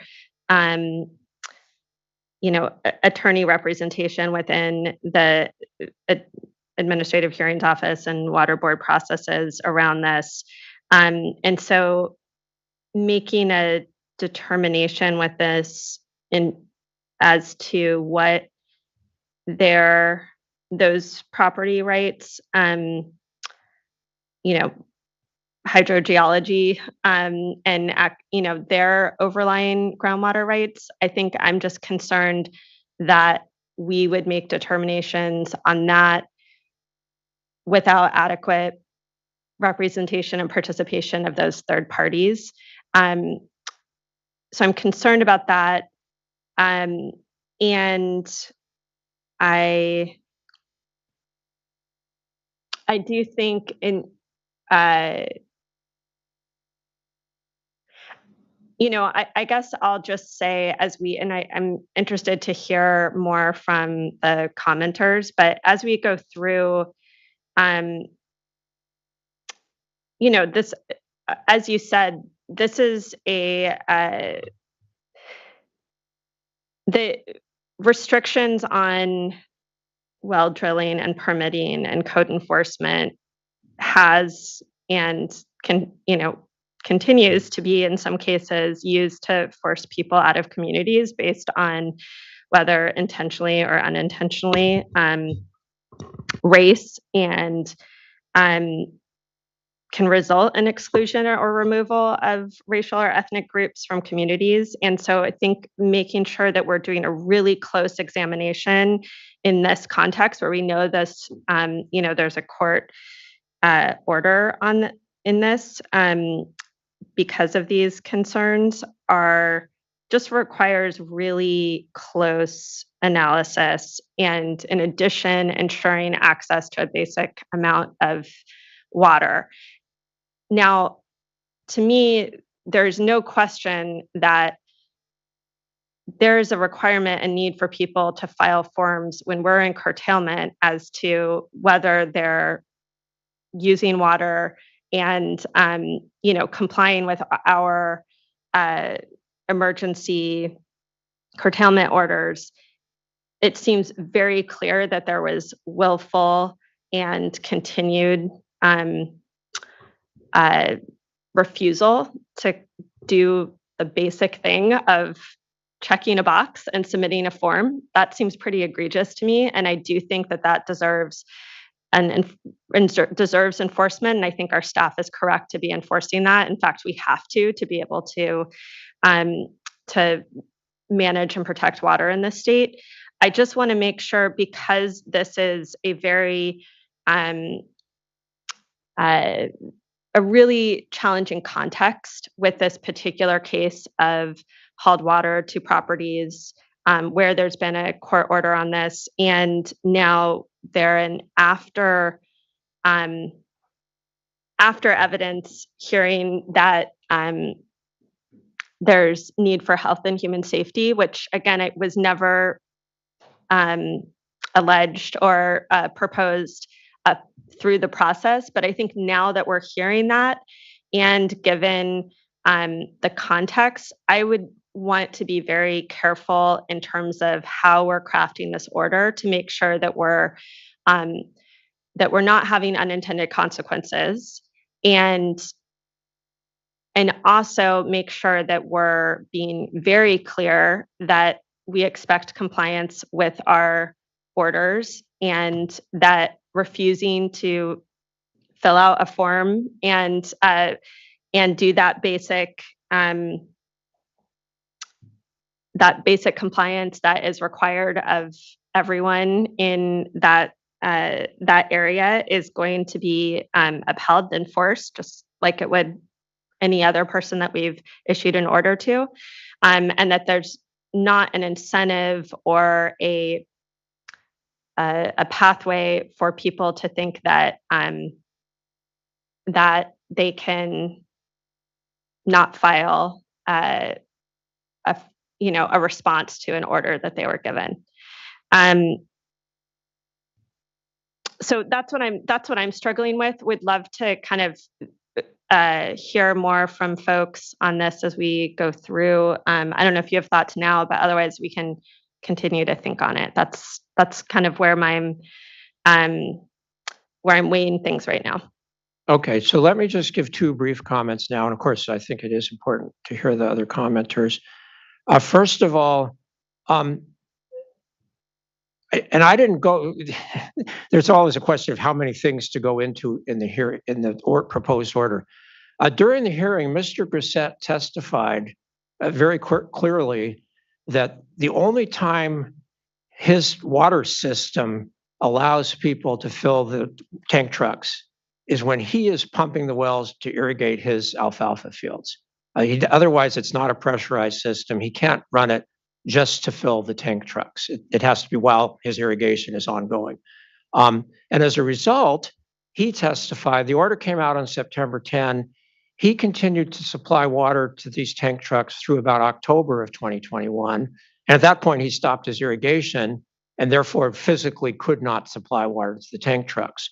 And as far as I know, he never started again after that. I didn't really get into it because that was way beyond the scope of our hearing as to what exactly the issues are with Siskiyou County and so forth. But I don't think he did not stop because of the division's enforcement action. He did not stop because of this proceeding.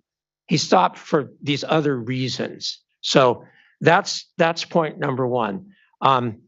And now, as far as if we take the overlying use discussion, overlying rights discussion out of the order, I'd be very concerned if we ever have another drought, and unfortunately we probably will, not this year, but sometime. If we have all that stuff out and the order just says, well, we're imposing ACL on Mr. Gissette for failure to file the forms, then during the next drought, he can basically supply water to these people and file a form and check the box. I have overlying rights.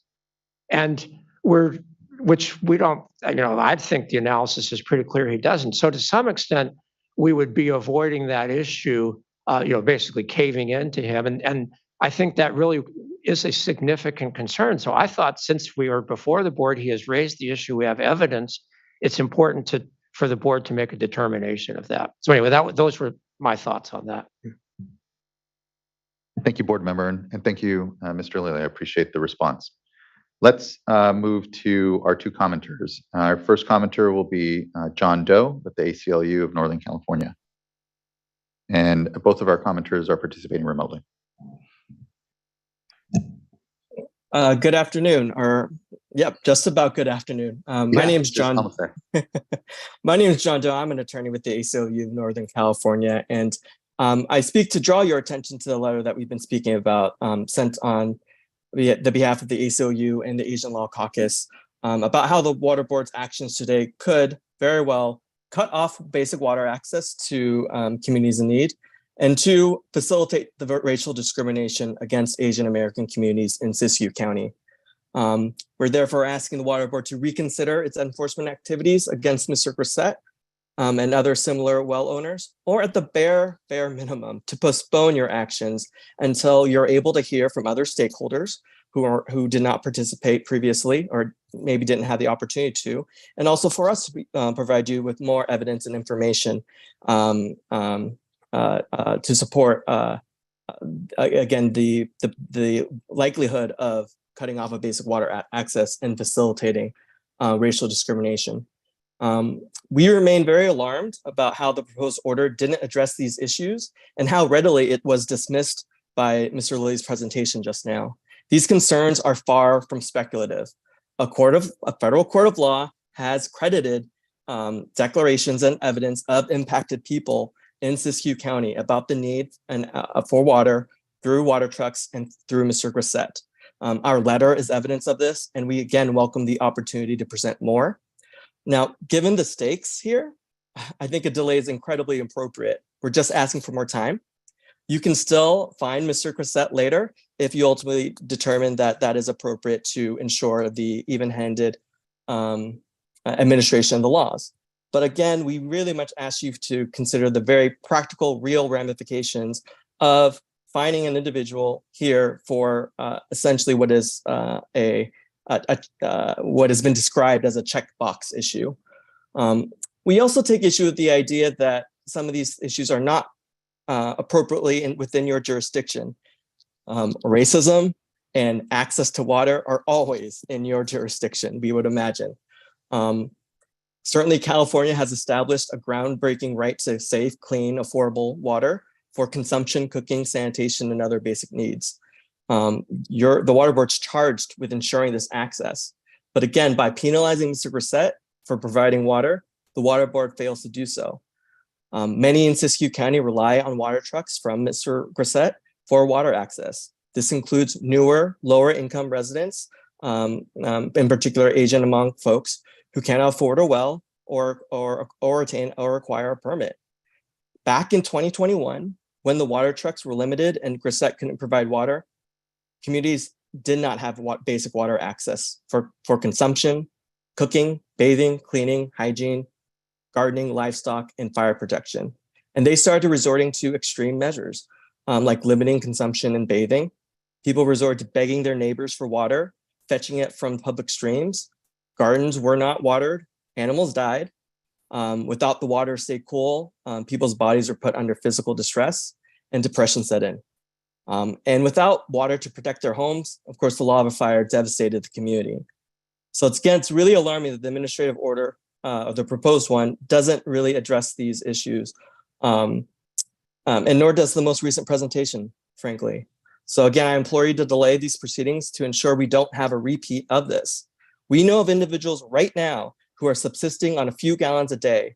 And again, a federal court has credited their testimony about continued and current water needs. Now, yes, drought is a matter of grave concern, but one group shouldn't bear the brunt of the government's response to that. But that's exactly what's happening here. As mentioned in our letter, we represent a putative class of Asian Americans and Hmong folks in a federal lawsuit where we do challenge the county's campaign to drive out Asian American communities, particularly in Shasta Vista, where Mr. Grissett has provided water in the past. Now, as stated in our lawsuit, that animus had led to a series of water restrictions, racial profiling and traffic stops, and attempts to dispossess Asian Americans of their land. And again, a court found ample evidence of this, which is of this racial animus. And again, our letter and our filings detail this, and we're happy to provide more. Now, it does appear that complaints from the county and the public animus has led to the water board examining Mr. Grissett in particular. So we fear that you will be facilitating racism, regardless of whether of your intent. I'm not here accusing staff of misconduct, but we're asking folks to appreciate the real ramifications of insisting upon these fines today. And again, there's a lack of discussion of that in the proposed order as well. In addition to a lack of discussion of how, again, the cultural, economic, and language barriers that may have prevented Mr. Grissett from complying with the curtailment order. And this includes things like the certification process may be difficult for folks when providing water to folks with limited English who are understandably very distrustful of government. Now, ultimately, regardless of the water board's intent and the merits of the proposed order, we again caution you to adopting the proposed order today, which again will just facilitate the county's racism and drive out this disfavored group. I understand that perhaps Mr. Grissett could have pursued other avenues of appeals or provided some information, but what is maybe a papering error or technical error that could be curable should not lead to the racist provision of water, which may result again if you proceed today. And again, alarming how there's lack of discussion on that. And we don't think our claim should be as easily dismissed given the stakes. We again invite the water board to delay their proceedings. You certainly have the discretion to do that, I would imagine. And regardless of the merits of the underlying proposed order, we think a delay to have the opportunity to provide additional evidence, bring other additional stakeholders would be appropriate. Again, this is far from speculative, and these are all considerations that you are able to consider in your decision today. Thank you. Thank you, Mr. Doe. I appreciate your participation, certainly your concerns. As I'm sure you've tracked at this board, we have a racial equity resolution that we take very seriously. And your accusations are incredibly serious. As Mr. Lilly repeated in his responses to, I think, a lot of what we heard again, that is the complex and driving forces, racist and otherwise, that are happening in Siskiyou County are not front and center in this matter. This is a matter of reporting. And as we said, this order as proposed wouldn't actually make determination or cut off anyone in their access to water. You know, I appreciate your points. I will have to disagree personally from this seat, but I know we're a 5-member board, and so we'll have additional discussion here soon, I'm sure. Next, I'd like to call up Paul Manassian. And Chair Esquivel, Mr. Manassian has not joined us on the Zoom platform. Thank you. Then that leaves us with further discussion then amongst us. Sorry. Yeah, I I will say I do remain concerned. I think there's no question in my mind that that our staff are doing exactly what they should in terms of issuing our orders and following up with enforcement. And I think that's critical. This is an example of where we absolutely need to do that. I also think that I think the issue is actually really complex in this case in terms of racial exclusionary impacts, and it's certainly not something that this board is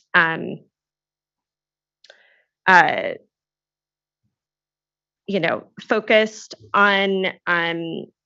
But I think we find ourselves now within that context, and so we have to be really mindful of how that plays out within how our work is playing out in the exact context of this situation. And I do worry that there's that we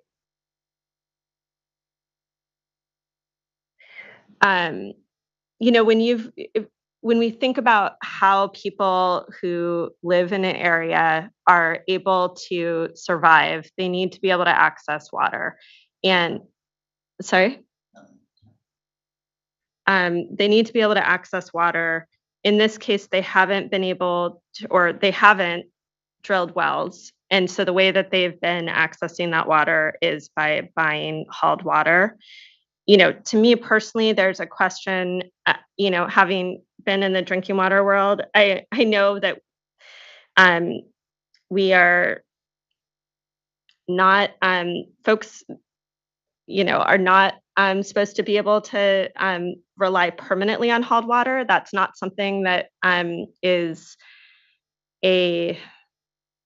allowed access to like a long-term community water source at this point. But clearly in this case, at least on an interim basis, that's what's happening. And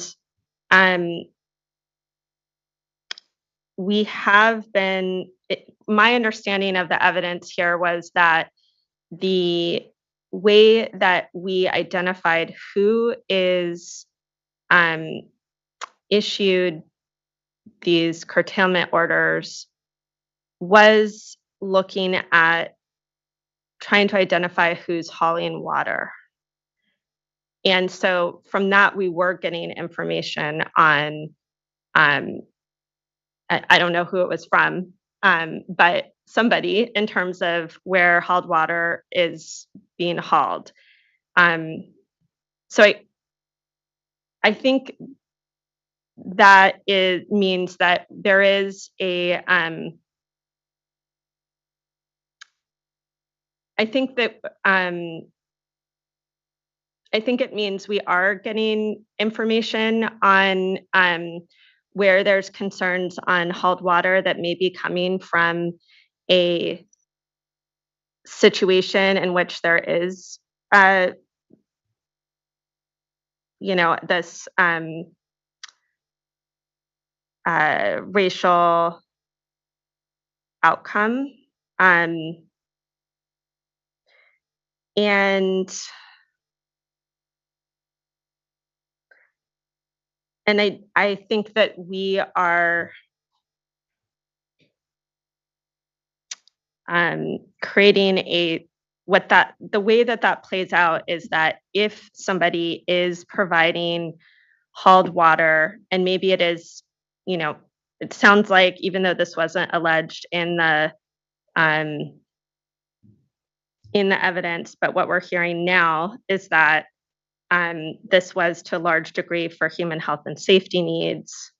that if somebody is hauling water from their property to health and human safety needs, then they would be given a curtailment order, that they would have to, all they would have to do is check the box. But that they would be given that as opposed to somebody that's not doing that. And that does create a disincentive to provide hauled water to people that may need it for basic health and human safety. So I guess what I'm saying is I think there's a lot here that's actually very complex, and it's not and it's pretty fraught. And so I would want us to think about being very narrow in how we're dealing with this situation, from this balancing of making sure that we are getting compliance with our orders. I think there's no way that we can allow folks to just disregard and ignore repeated orders and work to get them to give us the information that's needed. I mean, if we think about the amount of time and outreach and staff and resources that has gone into this for just failure to reply, it's pretty egregious. And so I think there does need to be, we have to take action to recognize and address that and enforce that. I also am I'm concerned that the way that although, for example, if we did just do this on failure to file a form, and then in the next time we have to issue an order like this, it's clear that they do have to fill out the form, and they may think that they have overlying rights, or they may understand now that they can just check the box for health and human safety. In either case, it means that they could be providing water to these properties in the future. And that if they don't have the rights that they say they do, that the determination of whether those rights exist could be in a broader process that could include, more representation than I think was able to happen now in terms of those the owners, the folks, the owners of the property in the subdivision, rather than just relying on Mr. Gossett. So I don't know. I guess I would want to. I don't know. There's no further public. No. Okay. Yeah, that's all we have. Well, then I don't know if I could use some closed session if we need to, or I would like to figure out if we can. Thank you, board member. Were there any board members that wanted to speak? We could go into closed session now, but we can also have further discussion. Okay, closed session. I think, Mr. Loffer, does that work?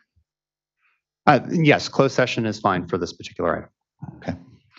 Then we'll recess to room 230. It is here. Correct. In the back. It's 12:15 now.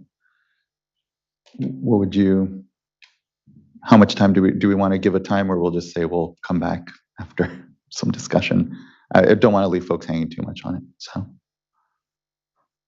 I hesitate not knowing where the board is. Let's go ahead and just give ourselves 20 minutes now, and then we'll come back at 12:30-ish. That's 15 minutes or so. You want more than that? Okay. We can come back at 12:45. We'll do about 30 minutes. And Julie, I want to let you speak then before we do get out. Thank you, Yes, Chair Ms. Escobar. Rizzardo. Good morning, Chair Escobar and members of the board. My name is Julie Rizzardo, and I'm the Assistant Deputy Director for the Division of Water Rights and the prosecution team lead in this matter. The prosecution team thanks the Administrative Hearings Office and the board for the opportunity to provide comment today. I just wanted to put this particular enforcement case in context. This was one of hundreds of enforcement actions that we issued statewide for failure to respond to curtailment orders. 800 diverters who received curtailment orders in Siskiyou County submitted the required certification forms. Many of them took advantage of the free technical assistance that our enforcement staff provided to help them fill out the forms online. We believe the record speaks for itself with respect to the hearing, and that it is clear that water hauling was not a factor that we considered when identifying parcels to curtail. On February 9th, 2023, the prosecution team submitted minor changes to the proposed Grisette order, and change sheet 2 we feel sufficiently addresses those concerns. Thank you for the opportunity to comment. Thank you as well. I really appreciate that. Of course, course, board member. Okay, so that's not what I understood. I understood that we were, and I'm going to try and find this. In the testimony by water board staff on where we were issuing orders. Now it's going to, here. I think it's on the page 14 of the proposed order at the June 2nd hearing. Let's see. So it says the bottom of page 14 and beginning of page 15. So we, for claims of groundwater appropriative rights, we got well completion reports, and that the division did not give water right ID numbers to well owners that were pumping their wells solely for overlying uses on their parcels. And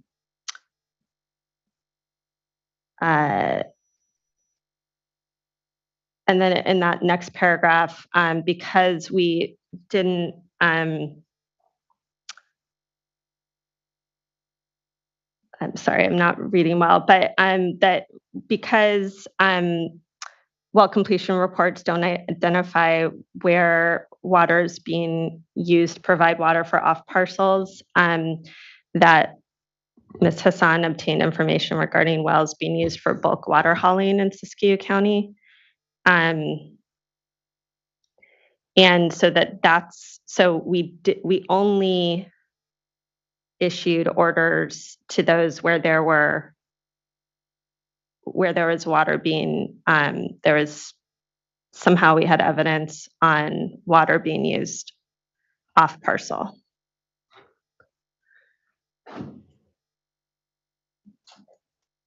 So that is not my specific understanding of how that was done, but that where we did not have well completion reports available, where those were limited, we did look at all the data available to determine that, essentially do a map exercise and do some overlay of the groundwater basins.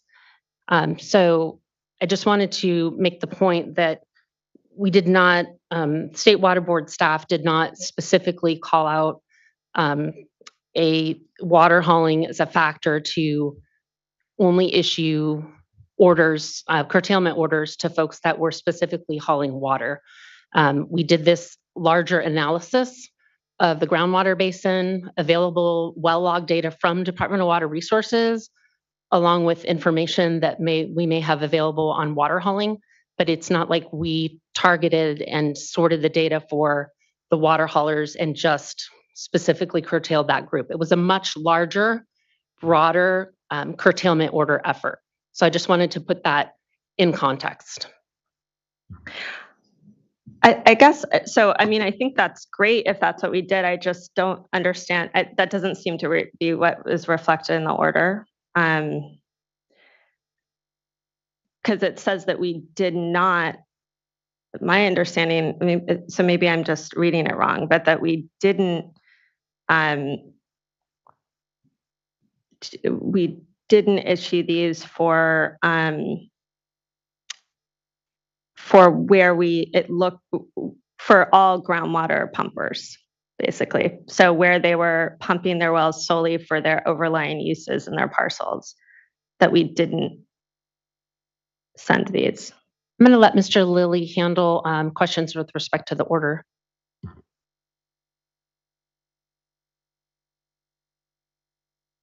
I'll be glad to respond if you want me to, but only if you want me to. Yep. Sure. Yes. Yeah, Thank please, you. Mr. Lilly, thank you. So the text on pages 14 and 15 of the proposed order does discuss the process that Ms. Hassan testified to. And I think there may be some confusion here because both surface water and groundwater rights are involved. And to some extent, they're different, and the regulations applied to both. So there's some confusion. For surface water rights, which the proposed order talks about on the last paragraph on page 14, those the board has a fairly good database already as to riparian rights, appropriative rights, date of appropriation, and so forth. So that was fairly straightforward, and Ms. Hassan was able to put those in a list and then determine how far back in time they had to be curtailed to get the amount of water that was needed to maintain the in-stream flows. For groundwater use, it's more complicated because the Division of Water Rights and the State Water Board does not have as detailed of a database. And I think for those, what she testified to was if they're just using the wells to pump water for use on their own parcels, then the division assumed that's pursuant to an overlying right. That's a classic overlying use. So those would not be curtailed because they would be overlying rights. So really the only kinds of groundwater pumping that would be done pursuant to appropriative rights is where the water is pumped and then used on a parcel different from the parcel where the well is located. So I think there may be some disconnect here. I think Ms. Rosardo is correct. It was a bigger picture because it included both surface water and groundwater rights. But Board Member Firestone, you are correct that for groundwater rights, it turns out the only appropriative uses are those where it's used on a parcel different from the parcel where the well is located. Was there anything in the record that indicated that enforcement issued similar notices to other groundwater pumpers in situations where water was provided off parcel through Yes. other means than groundwater water hauling? I think Ms. Hassan testified that wherever there was a well being pumped and the water was being hauled for use on a different parcel, the division considered that to be an appropriative use. They all would have had priority dates after 1912 because no wells were developed in that area until about the 1950s is what she testified to. So they weren't singling out just Mr. Grissett. They were singling out for groundwater only those who pumped water and had it trucked to other parcels. I guess I'm asking just to clarify, were there other factors other methods of conveying water besides water hauling that were evaluated to your knowledge? Such as a pipeline, for example. I don't think she testified to that. I would have to check. Okay.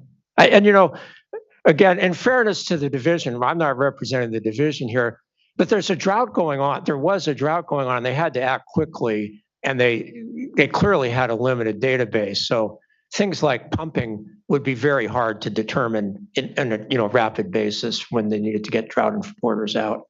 Where trucking obviously is much easier to determine.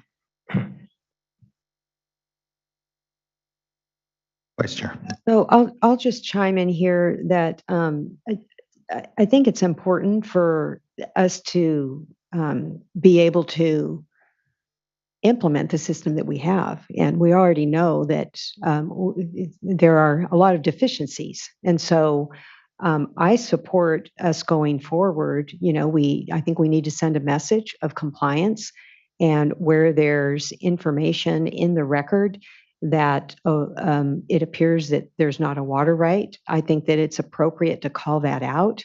I think what you've identified, Board Member Firestone, is a policy concern. And I think that this discussion is appropriate, but I think we have to weigh that against the policy concern also of implementing the system. And we have a division of financial assistance, a whole team that is working to respond to the needs of communities. And so if there is an unintended, and setting aside, a racial equity analysis, but if there's an unintended consequence, I mean, we see that throughout the state, that if you don't have a water right, you get cut off. If you're junior, you get cut off. And then we've been, trying to grapple with this throughout the drought to come in and to provide assistance through the programs that we have through the Division of Financial Assistance. Well, I'll say it's why, there are, again, within the curtailment, exemptions for providing for water for people. And I think that, and I appreciate the board members' concerns. These are really important issues before us. And so I take it very seriously. But my concern is we're actually expanding then what should be, a very tailored discussion here around, and I know that the point here is there is some discussion in the record around the validity of the right. But here, the focus of the actual order and what we're doing is around the ACL complaint, and is around simply, and still preserves, again, as things continue to unfold in all of our communities, the ability for Mr. Grisette to, in fact, at that future moment, provide. So I don't see a cutoff of provision of water to communities in this decision. And I am a little concerned that, I know there are these complex factors, and that as we expand our discussion into it, we're not staying focused within, really what the issue is, and trying to then maybe find remedy through this on those larger issues. Yeah, I appreciate that. And I agree with all of that. That there's a lot of bigger policy issues. We are not trying to solve those here by any means, and we shouldn't expand this consideration for this order to try to address, all of the policy issues that includes. I do think that we, though, are making some determinations. So Vice Chair Diadamo, you mentioned, sometimes there just isn't a right.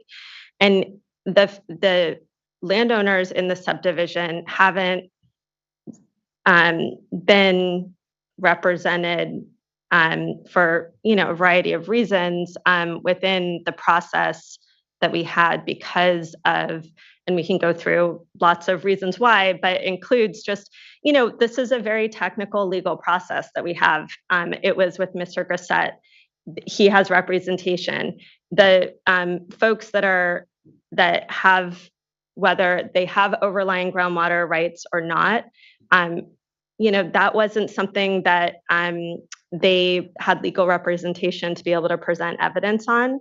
And so what I'd just like to do is be able to make sure that we're being very careful about being as narrow here and focused on what this is making a determination around, so that we don't unnecessarily make determinations on things where, there can be unintended consequences on whether it's race or outcomes related to race or access to human right to water. So that's where I'm concerned, is just, can we narrow the order to be really focused on this enforcement issue and making the system work that we have. Mr. Lawford, did you want to? Well, it was an option I was going to discuss with the board members, either after closed session or potentially. But when we saw the ACLU letter come in from Mr. Doe, Executive Director Sobek and I did speak. Obviously, it's ultimately the board's call how to proceed under the order. But there are serious allegations in there, and there are allegations that are not in the record. I mean, in all fairness to Presiding Hearing Officer Lilly, despite what Mr. Doe said, the proceeding and the fault that he seems to ascribe to Mr. Lilly for downplaying these issues, that's because they were not in this proceeding. And I think it is a focused proceeding, and there were ample opportunities, both through what the division did in its outreach to Mr. Crissett, as well as throughout the proceeding, for there to be some clarity around whether or not there is provision of this for basic human needs consistent with the human right to water. And in our conversations, our being Executive Director Sobek and I mean, one thing we are committed to is following up with the ACLU, and that can be part of the direction that comes from the board.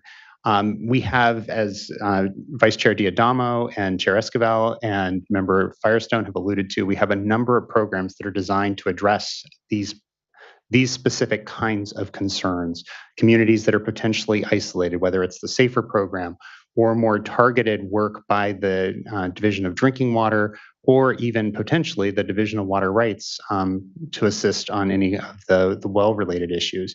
And we're committed to reaching out to the ACLU, following up, and being prepared to deploy the right resources to address these problems. I mean, the board has committed not just to racial equity, but it has adopted a policy statement of anti-racism. So we are committed to following up with the ACLU and trying to address what seem to be systemic problems within Siskiyou that have come to light as part of this ACLU letter late in this proceeding and not part of the evidentiary proceeding itself. And just, one final component. Well, no, that's fine. I've said enough. I find myself sometimes there too, Mr. Lawfer. Thank you. How are we feeling? Do we want to go ahead and still have a closed session? Would additional language kind of help that and we can direct folks there? Or as Mr. Lawfer had mentioned regarding follow-up with the ACLU, I mean, I still would like a narrower order here than what we have. So I think maybe having a discussion and closed session would be helpful to figure out next steps. But I really appreciate everything that you just said, Mr. Lawfer. I think that's exactly, you said it better than any of us could, and appreciate your, the clarity in terms of also just our follow-up. So appreciate that. Let's take 30 minutes. We'll come back at 1 o'clock. We'll pop in here and let folks know if it's taking longer at that point. And so we are going to retire into closed session in room 204. We'll be back at about 1 o'clock and we'll give folks either an update or be able to carry on from there. Thanks, everyone. You can see it as a lunch here amongst some of you. Thank you.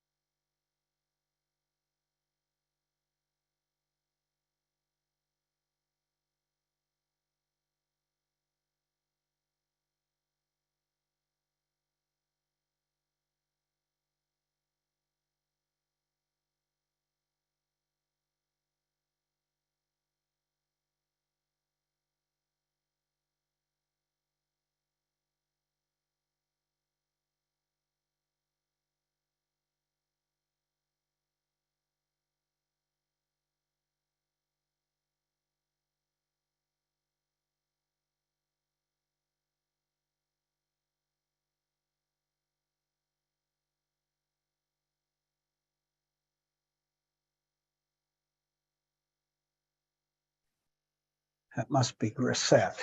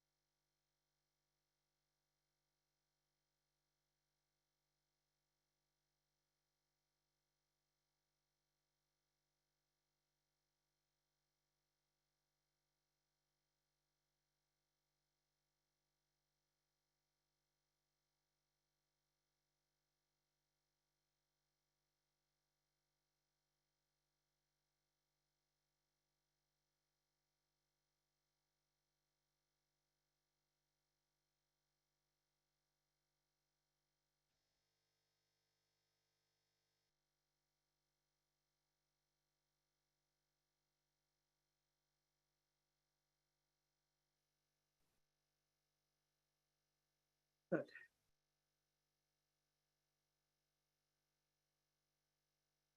Thank you. You're welcome. I think that's good enough. What time does it come back? 1 p.m. It's right now.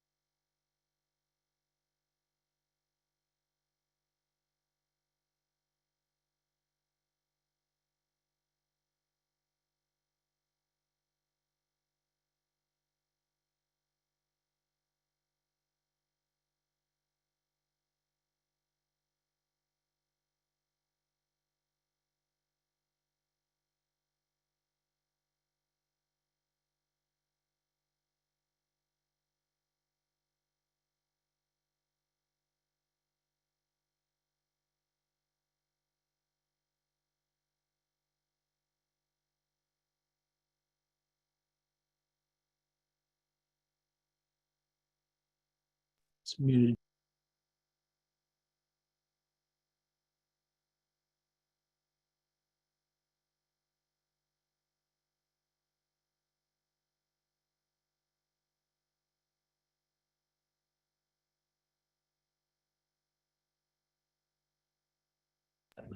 Good. Okay.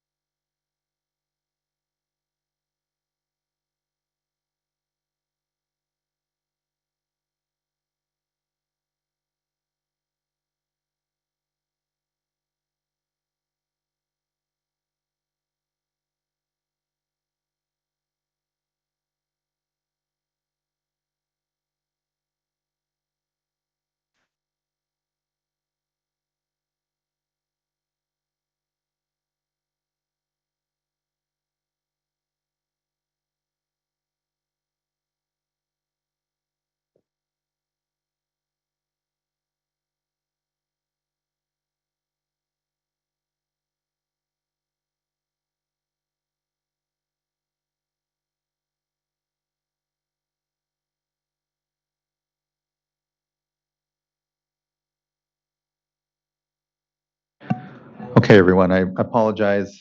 I know we've taken some time here. It was really needed time. I think we're ready to come back. As we come back, I just want to thank my colleagues and particularly Board Member Firestone for helping us really ensure as we take this action on this item that we're thinking through what are, as we know, a lot of complex issues amongst the work that we do and making sure that we're getting things right when it comes to our language and our intentions. And just so thank you. I think we can go. I will actually turn to Board Member Firestone at this point, unless there's anyone, their hands raised or anything. Okay. Great, thank you. So appreciate the time and working through this, and I'll just sort of help follow up on my understanding around the issues and concerns that we discussed here today.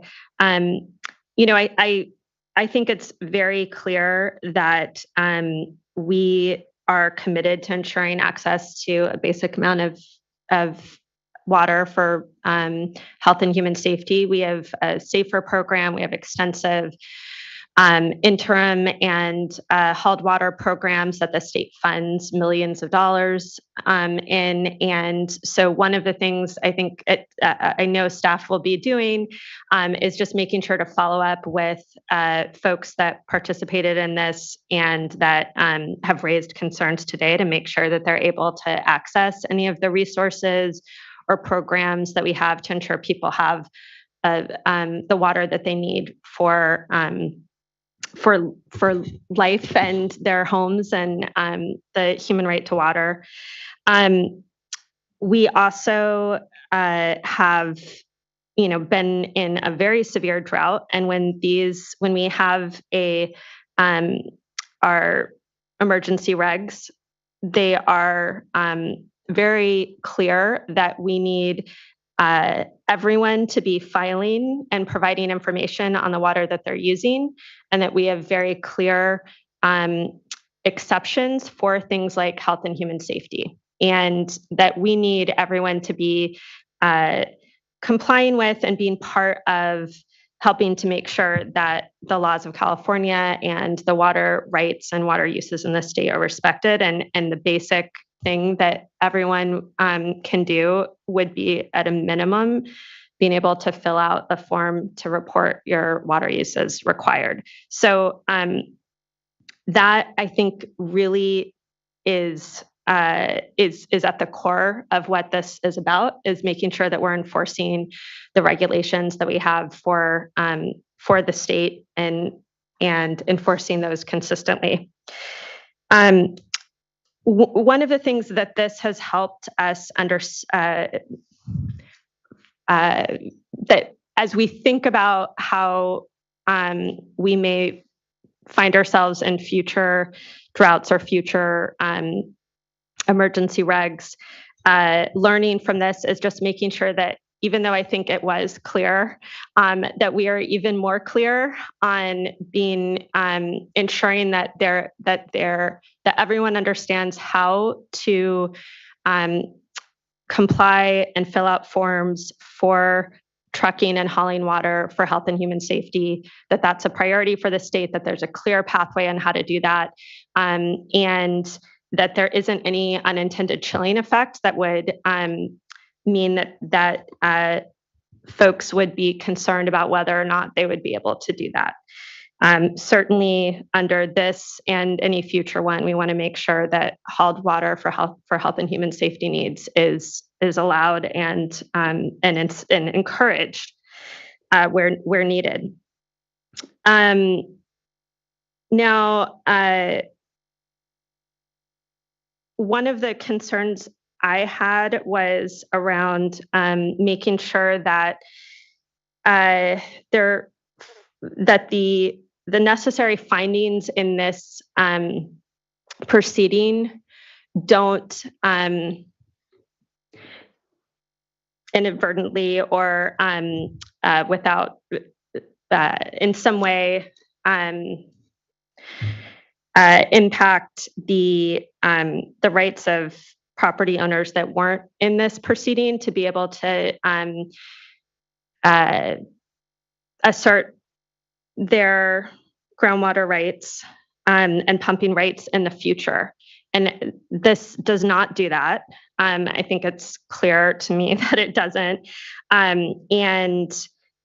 Certainly if this was really about findings based on of Mr. Grissette's arguments and in the record, and again, any future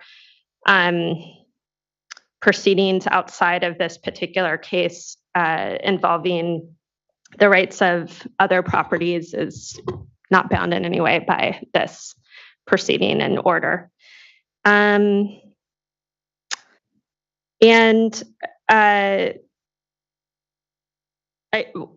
last point, I think, I heard some concerns around that I think are, again, trying to address this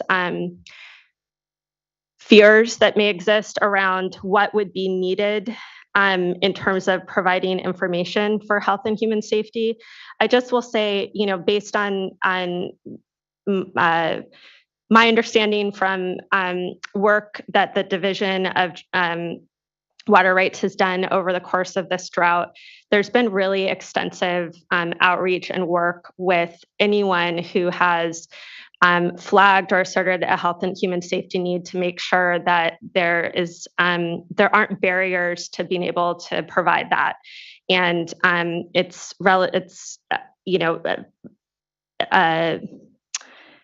relatively liberal in terms of making sure that folks aren't limited just to a particular number if there are other circumstances like needing water for food, gardens, things like swamp coolers or other issues beyond 55 gallons per person per day. That isn't something that somebody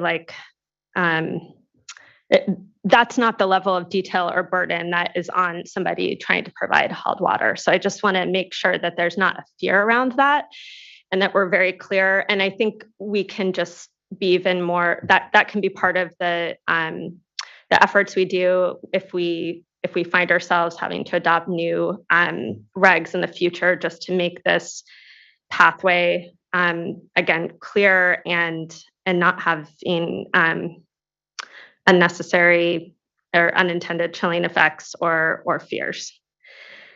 So with that, I do feel comfortable with this order with the 2 change sheets. I don't know if there's any other discussion. Otherwise, I can make a motion. I just want to thank you. Again, ensuring that this order is about the administrative civil liability complaint here, the need to report, and that there aren't these additional effects that I know are of real concern. There's complex issues in Siskiyou, and all of this, as we've heard, was really important. And so I just really appreciate the work of the board member to make sure that we were diving deep into that. I agree with all the points that you've made. I plus them up 100%, and especially around the issue of hauled water, that we saw such challenges with, not just potentially in this community, but so many. We need to be clear when it's supporting people that this board prioritizes that amongst it, and ensuring that this order isn't harming what is the clear direction of this board throughout that. And so I appreciate Board Member Firestone, just again, that importance of reviewing this amongst us and here affirming all of it. So thank you. Right, so I can make a motion with the 2 change sheets. So I'll just start by thanking Board Member Firestone and just noting, as the chair said previously, that we have a racial equity resolution, and we also have an racial equity action plan, and that it is our goal to provide all Californians with the water that they need for health and human safety. And so it's that is our goal, and we have our SAFER program that is working to do just that. And so, I urge, anyone who has, questions about our drinking water program to, reach out to board staff and work with us to make sure that we can work hand in hand with you to make sure that everyone does have access to, drinking water. And so with that, I will second. Thank you, board member. Ms. Tyler, can you please call the roll call vote? Board Member Firestone, Aye. Board Member Morgan, Aye. Board Member McGuire, Aye. Vice Chair Diadamo, Aye. Chair Esquivel. Aye. Thank you. Thank you as well. The vote is unanimous and carries. Thank you, Mr. Lilly and everyone else for the work on this. Let's move on to our next item, which will be item number 9 from the Division of Drinking Water. Consideration of a proposed resolution adopting the proposed prioritization of drinking water regulations developed for calendar year 2023.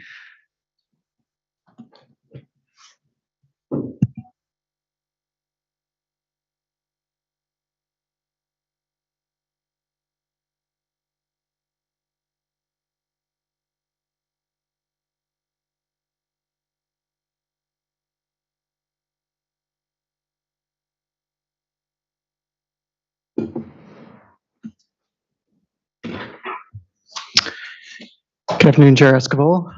Darren Paul Hemus, Deputy Director for Division of Drinking Water, and happy to jump into our priorities for the Division of Drinking Water's regulatory work. I know this list is always confusing because it's a priority list, but it's kind of our work priority, and you will not see them in the order that they show up on the list, and we can kind of definitely talk about that more as we go through it. We do have options here. This list is largely like it was last year. And so we kind of have 3 ways we can do this presentation at your pleasure.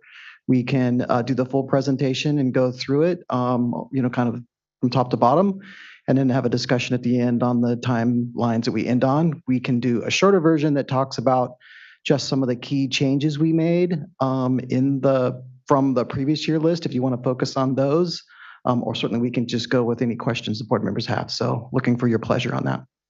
I think it's helpful for the public and everyone to just kind of hear what's on the list and, so I think a presentation. We're definitely happy to do that. That's what Melissa's prepared to do for us here, and we will go through that. It'll be probably about a 30-40 minute presentation to do that. And we just weren't sure how the timing was going to work today with the time we have now that seems appropriate. So thank you, and I'll let Ms. Hall begin. Great, good afternoon. Next slide, please. I'm going to start by reviewing progress on recent priorities and then follow with the list of proposed priorities for this year and finish with a preview of future year priorities. And we'll have a timeline of everything together at the end as well. Next slide, please. For prior year priorities update, the revised perchlorate DLR, or detection limit for purposes of reporting, took effect in July of 2021 and allowed for a 2-stage compliance schedule to initially lower the DLR from 4 micrograms per liter to 2, and then on July 1st of 2024 from 2 to 1. We're now 18 months or halfway through the 3-year schedule, and so far all 34 reporting laboratories are reporting perchlorate at or below the current DLR of 2 micrograms per liter, with approximately a quarter of the labs doing quite a bit better in reporting as low as 0.1 microgram per liter. And then for microplastics, we had a statutory mandate to adopt a definition, a policy handbook requiring monitoring reporting, develop and offer accreditation for analysis of microplastics in drinking water. This board did adopt the definition on time in June 2020. The board adopted the handbook last fall in September 22, and ELAP started to offer accreditation in September 22 as well. So the board actions are done for that requirement. We do still have some staff level work to do. We do need to issue the monitoring orders to the water systems to actually conduct the monitoring. There is some advanced work that will be done, including offering a workshop to public water systems that would be subject to those monitoring orders to dial in the exact monitoring locations and figure out what works best, because those are not inexpensive analyses to perform. Next slide, please.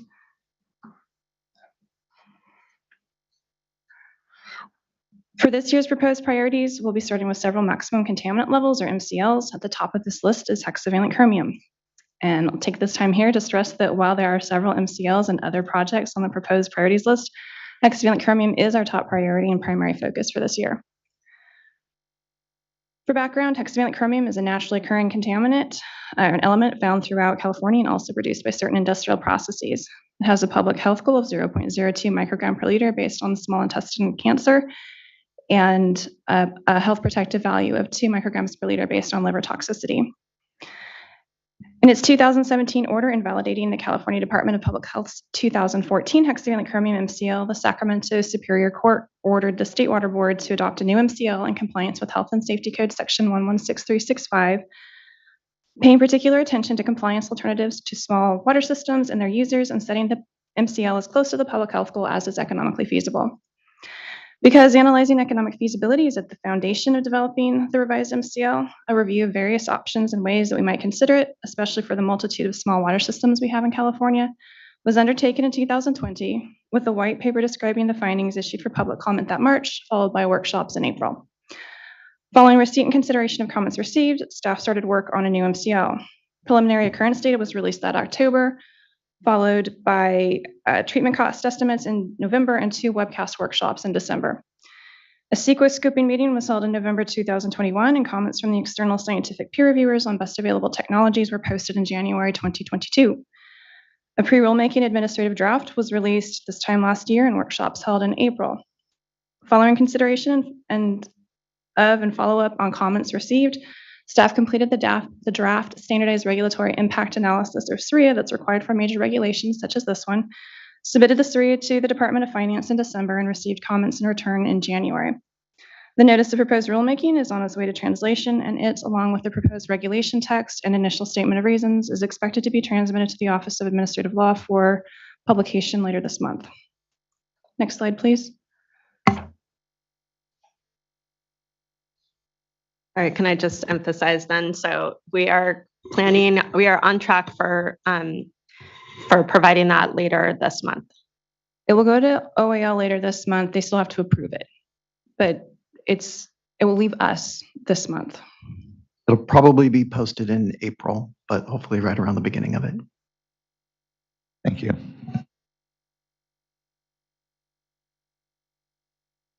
Next on the list is arsenic. Like hexavalent chromium, arsenic is a naturally occurring element found in soil and mineral deposits. It's also found in commercial and industrial products such as wood preservatives, sealed ant bait, agricultural pesticides, anti-fouling paints, dye, and pharmaceutical compounds. Arsenic is found in approximately 20% of public water system sources with hexavalent chromium present. The current state and federal arsenic MCL is 10 micrograms per liter with a detection limit for purposes of reporting, or DLR, of 2 micrograms per liter. The Office of Environmental Health Hazard Assessment, or OEHA, has issued a public health goal of 0.004 micrograms per liter based on bladder cancer and a health protective value of 0.9 micrograms per liter based on cerebrovascular disease. The federal MCL goal is 0. Work on this MCL revision is second on the MCL list after hexavalent chromium because it is by far and away our least protective MCL at this time. DLR revision is planned to proceed in advance of the MCL as part of the metals DLR rulemaking package scheduled for this spring. We're hoping to be able to hold a workshop on preliminary occurrence data and cost estimates this spring and follow with the notice of proposed rulemaking early next year. Next slide, please. Next on our list of proposed MCLs are perfluorooctanoic acid, or PFOA, and perfluorooctane sulfonic acid, or PFOS. It's part of a large group of synthetic compounds known as per and polyfluorinated substances, or PFAS. PFAS are widely used in nonstick cookware, food packaging, stain repellent, firefighting foam, and other applications. In July 2018, the Deputy Director for the Division of Drinking Water issued interim notification and response levels for PFOA and PFAS. In August 2019, based on recommendation from OEHA, the division updated the notification levels and requested that OEHA develop public health goals for these contaminants. In February 2020, the director lowered the response levels for PFOA and PFAS. OEHA has issued draft public health goals for PFOA and PFAS in July 2021 and closed the corresponding public comment period in October 2021. We're expecting final public health goals any time now, at which point we can begin working on MCLs in earnest. At the same time, we're also expecting the formal US EPA proposal within the next few weeks, as the Federal Office of Management and Budget has just last week completed its review. The proposal might include MCLs for various PFAS contaminants, a treatment technique approach, or something else entirely. In addition, DDW continues to investigate the extent of contamination of these and other PFAS materials in drinking water sources throughout the state. In 2019, monitoring orders were issued for approximately 600 source water wells. Based on the monitoring results, general orders were issued in late 2020 for about 900 wells located near prior detections, and in 2021 to address Department of Defense sites. In October of last year, all then existing monitoring orders were rescinded and new orders were issued to systems requiring use of EPA method 533 for the analysis. Sources subject to new orders were selected based on proximity to likely PFAS discharges, as well as sources near those with confirmed detections. All the monitoring data gathered will be used to determine whether DDW should request that OEHA develop public health goals for additional PFAS analytes, what public exposure there is, and how much water might require treatment, and support rulemaking cost estimations. Finally, this year's budget allocated PFAS research funding focused on method development, monitoring, and regulatory approach, with significant funding allocated for development of a broad spectrum testing method, analysis of wells serving disadvantaged communities, and exploration of a variety of regulatory approaches, including a sentinel or subclass indicator approach in lieu of numerous single contaminant MCLs. Next slide, please. Fourth on the list of proposed MCLs is N-nitrosydimethylamine, or NDMA. NDMA is part of a larger class of disinfection byproducts known as nitrosamines, and is formed in chloramine disinfection of drinking water and chlorine disinfection of domestic wastewater, unintentionally formed in certain industrial processes and formerly used in production of liquid rocket fuel. While there is currently no federal or state drinking water standard for NDMA, California's initial 1998 notification level was revised to its current 0.01 microgram per liter concentration in 2002, with a corresponding response level of 0.3 micrograms per liter. And in 2006, OEHA established a public health goal of 0.003 micrograms per liter based on carcinogenicity. That PhD is currently under review. Development of an NDMA MCL would follow release of the proposed hexavalent chromium MCL. In the meantime, ELAP accreditation of a drinking water method for nitrosamines is expected later this year, and staff are considering options to augment the rather sparse data set that we currently have available to support cost estimates. Following that, staff are hoping to be able to hold a workshop on preliminary occurrence data and cost estimates sometime next year. Next slide, please.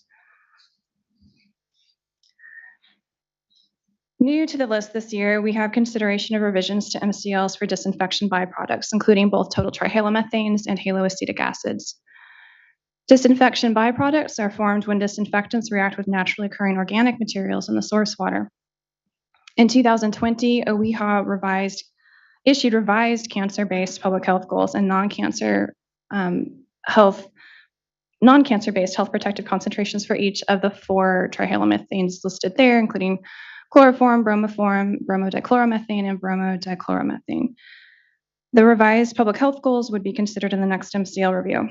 The current MCL is set at 80 micrograms per liter for the combined sum of the 4 trihalomethanes listed there. Next slide, please.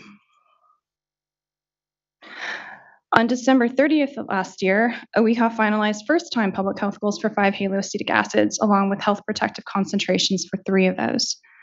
The current MCL, similar to THM's, is set at 60 micrograms per liter for a sum of the 5 haloacetic acids shown there. Both haloacetic acids and trihalomethanes would likely be grouped for combined MCL rulemaking for disinfection byproducts in the next few years, with NDMA possibly joining the group to allow consideration of public health and cost optimization and the sorts of decisions that water treatment plants make and figuring out which is the best way to disinfect for them. Next slide, please. 6th on our list of proposed MCLs is styrene. This one's been on for a couple of years. Styrene is an organic chemical, a precursor to polystyrene, and widely used to make rubber and plastics. Styrene currently has a maximum contaminant level of 100 micrograms per liter and a detection limit for purposes of reporting of 0.5 micrograms per liter. OEHA updated the public health goal in 2010 to reflect its carcinogenicity and concurrently established a health protective value of 4 micrograms per liter based on genotoxicity and adverse impacts during gestation. Source monitoring shows little occurrence of styrene, with 5 micrograms per liter as the highest reported detection since 2010. Based on the current status, staff expect that attainment of at least the health protective value will be feasible. Rulemaking package development will continue to take a backseat to hexavalent chromium, but we're currently projecting being able to hold a preliminary cost workshop later this summer or fall. Next slide, please. Actually, I should back up on styrene. For both styrene and cadmium, they were both of those and mercury. And you can go ahead and stay on the next slide. Thank you, Bill. They're both in our top 20 least protective MCLs list, and so that's how they landed on this list originally before we really got going with hexavalent chromium. For cadmium and mercury, though, they're the last of the MCLs on the list. We're proposing a combined rulemaking for revisions to cadmium and mercury MCLs. Both are naturally occurring elements found in soil and mineral deposits. Cadmium is also found in metal plating discharges, runoff from waste batteries, plastic pigments, and galvanized pipe corrosion. It currently has an MCL of 5 micrograms per liter and a detection limit for purposes of reporting of 1 microgram per liter. OEHA updated its 1999 cadmium public goal in 2006 to 0.04 micrograms per liter based on kidney toxicity. Mercury, in addition to being naturally occurring, is also found in refinery and factory discharges and landfill and cropland runoff. There's currently an MCL of 2 micrograms per liter and a DLR of 1 microgram per liter. The current 2005 mercury public health goal is 1.2 micrograms per liter based on kidney toxicity. We're proposing to group these two into a single rulemaking based on similar health effects and similar treatment processes. And again, while this rulemaking will track behind hexavalent chromium, DLR revisions are expected to be proposed with other metals this spring, and we're currently projecting being able to hold a preliminary cost workshop later this year, depending on how hexavalent chromium proceeds. Next slide, please. We're done with the MCLs on this list now, and into direct potable reuse. In keeping with the governor's water supply strategy, completion of the direct potable reuse regulations, or DPR, is our second priority after the hexavalent chromium MCL for this year. Direct potable reuse is the planned introduction of recycled water directly into a public water system or into a raw water supply immediately upstream of a water treatment plant. In other words, with no significant environmental barrier. AB 574 established a statutory mandate to adopt uniform water recycling criteria for raw water augmentation by December 2023, as well as requiring that certain public health research be completed before adopting these criteria. As required by statute, a proposed framework for regulating direct potable reuse projects was presented to the board as an information item in June 2018, with an update provided in September 2019. A framework addendum was released for public comment a while back, and all 4 public expert panel meetings were completed over a year ago. The expert panel presented its preliminary findings and recommendations as to the health protectiveness of the draft direct potable reuse criteria in a June 2002 memorandum of findings. These regulations are currently on track to meet the statutory deadline, with the notice of proposed rulemaking expected late this spring and board consideration projected for the end of the year. If I could just ask a bit about that. I know there's been a lot of interest in moving the DPR regulations forward on schedule. In December 2023 has been the year of the expectation that this will be completed. I'm just thinking about the fact that we're in March and looking at the timeline here. I know it sounds like it's getting a little bit compressed, and typically I hear about the APA process and that the rulemaking taking upwards of a year in most instances. So not in this specifically. So I'm just curious what your thoughts are in terms of staying on track and how can we ensure that we're going to maintain the December timeline? Yeah, very good question. You're probably not as concerned as I am, but we're definitely concerned about how it's going. I do believe that we still have a schedule that'll get us to adoption by December of 2023 of this year. It is going to be very tight. What I'm prepared to do is, as we get comments in and others, we will assemble the necessary resources from other parts of my division in order to make sure that we give it due course and go as fast as we can through the comment and answer period, which is usually the longest period, or that can be the longest part of the process. I think hopefully also with the previous release of the materials and are working closely with agencies, we hopefully will limit the amount of comments we get on it so that it isn't a big burden to do that lift. I do have built into the schedule still a little time frame associated with a possible having to re-release and do the 15-day comment period for adjustments to it. If we don't need that, then that's kind of our little buffer there that buys us a little bit of time. So we are planning to have these out I believe May will be when they hit the street. We're racing through the getting all of the statement of reasons and stuff all polished up. And there's a few loose end items from comments we've got from water systems that we're trying to resolve to get that done. But we've got a bunch of stuff going overlapping. I've got legal review going on at the same time as we're doing some final drafting on sections. And these are a huge body of regulations, unlike what you see for MCLs, which are 5 or 6 pages of actual reg text. These go on and are very detailed. And of course, that makes it complex. So worried about it, but I'm still confident that we're going to do it. That adopting in December, of course, means that they won't be effective until sometime in 2024. But the statute does say adopt for the board. That's our statutory deadline. So. Exactly. That's the one I'm paying attention Yes. to first. So I appreciate how complex it is and how groundbreaking it really is to embark in direct potable reuse. And I know it's not simple by any stretch, and we're really pushing the bounds of. We have the technology, but deploying the technology is novel in many instances. So this is something that we're taking very seriously and proceeding with carefully. Timeline aside, right? We want to get it right. We want to get it right, correct. And I think also, as you mentioned, it is groundbreaking for us. And I guess to help, relieve some people's concerns about it, I fully expect that we'll have to revisit the regulations at some time in the not so distant future. So I do hope it helps some people contemplate that this is our first foray into it, and we will, as a whole community of water systems and regulating bodies, learn about direct potable reuse and what we want to then see in the future. So I feel at times some of the folks are really worried that they got to get everything in this regulation package right now. And I think I'm more from we want it to be safe, top priority. We want it to advance, and there's room for adjustments later as we learn more, and we'd be more informed when we do that at that time. So that is factoring into our consideration. Yeah, appreciate that. And certainly more discussion to come on that and other aspects. So I just want to, lastly, I'll just say thank you for putting it at number 2 after the MCL list. I think that's in the right spot, generally speaking. And, just looking at your very intensive list of priorities, it's a long list, but I'm happy to see it where it is. So thank you for that. Yeah, and one other mention as well. I mean, we do have separate teams. The team that's working on Hexchrome is a different staff team than is working on this, but those are of those separate teams, their top priorities, and we will work to prosecute those to the full extent we can. Yeah, really appreciate that, Mr. Polhamus and board member. Yeah, being out and about, I know I think we're all hearing the concern around the timelines and feeling that nobody wants to get jammed really on something this large. And so I appreciate your acknowledgement. I think of the environmental laboratory accreditation program.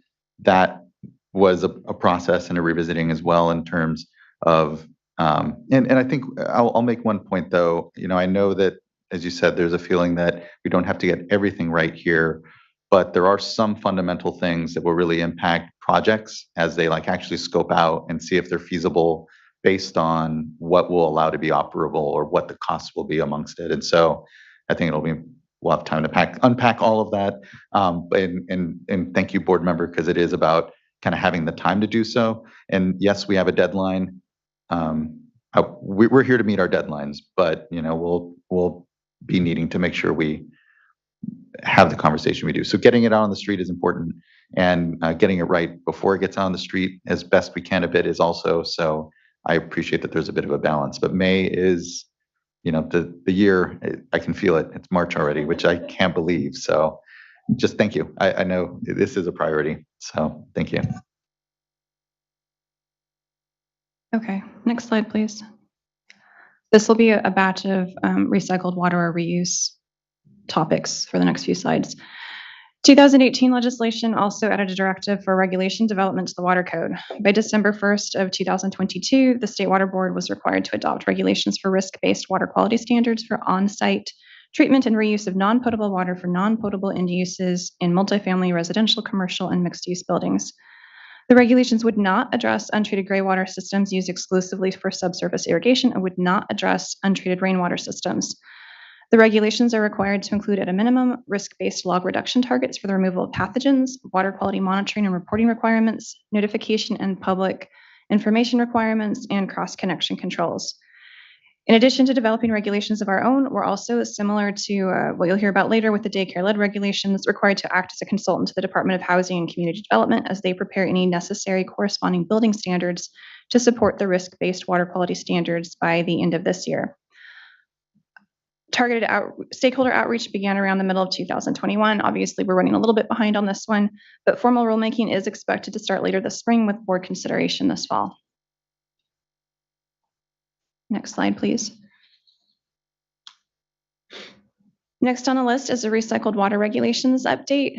California Water Code section 13521.2 requires an update by January 1st of this year. We're past that, but we are expecting to proceed with this soon. But it requires incorporation of certain provisions from the most recently adopted cross-connection control policy handbook. It hasn't been adopted yet, so this can't finish until we get to that piece.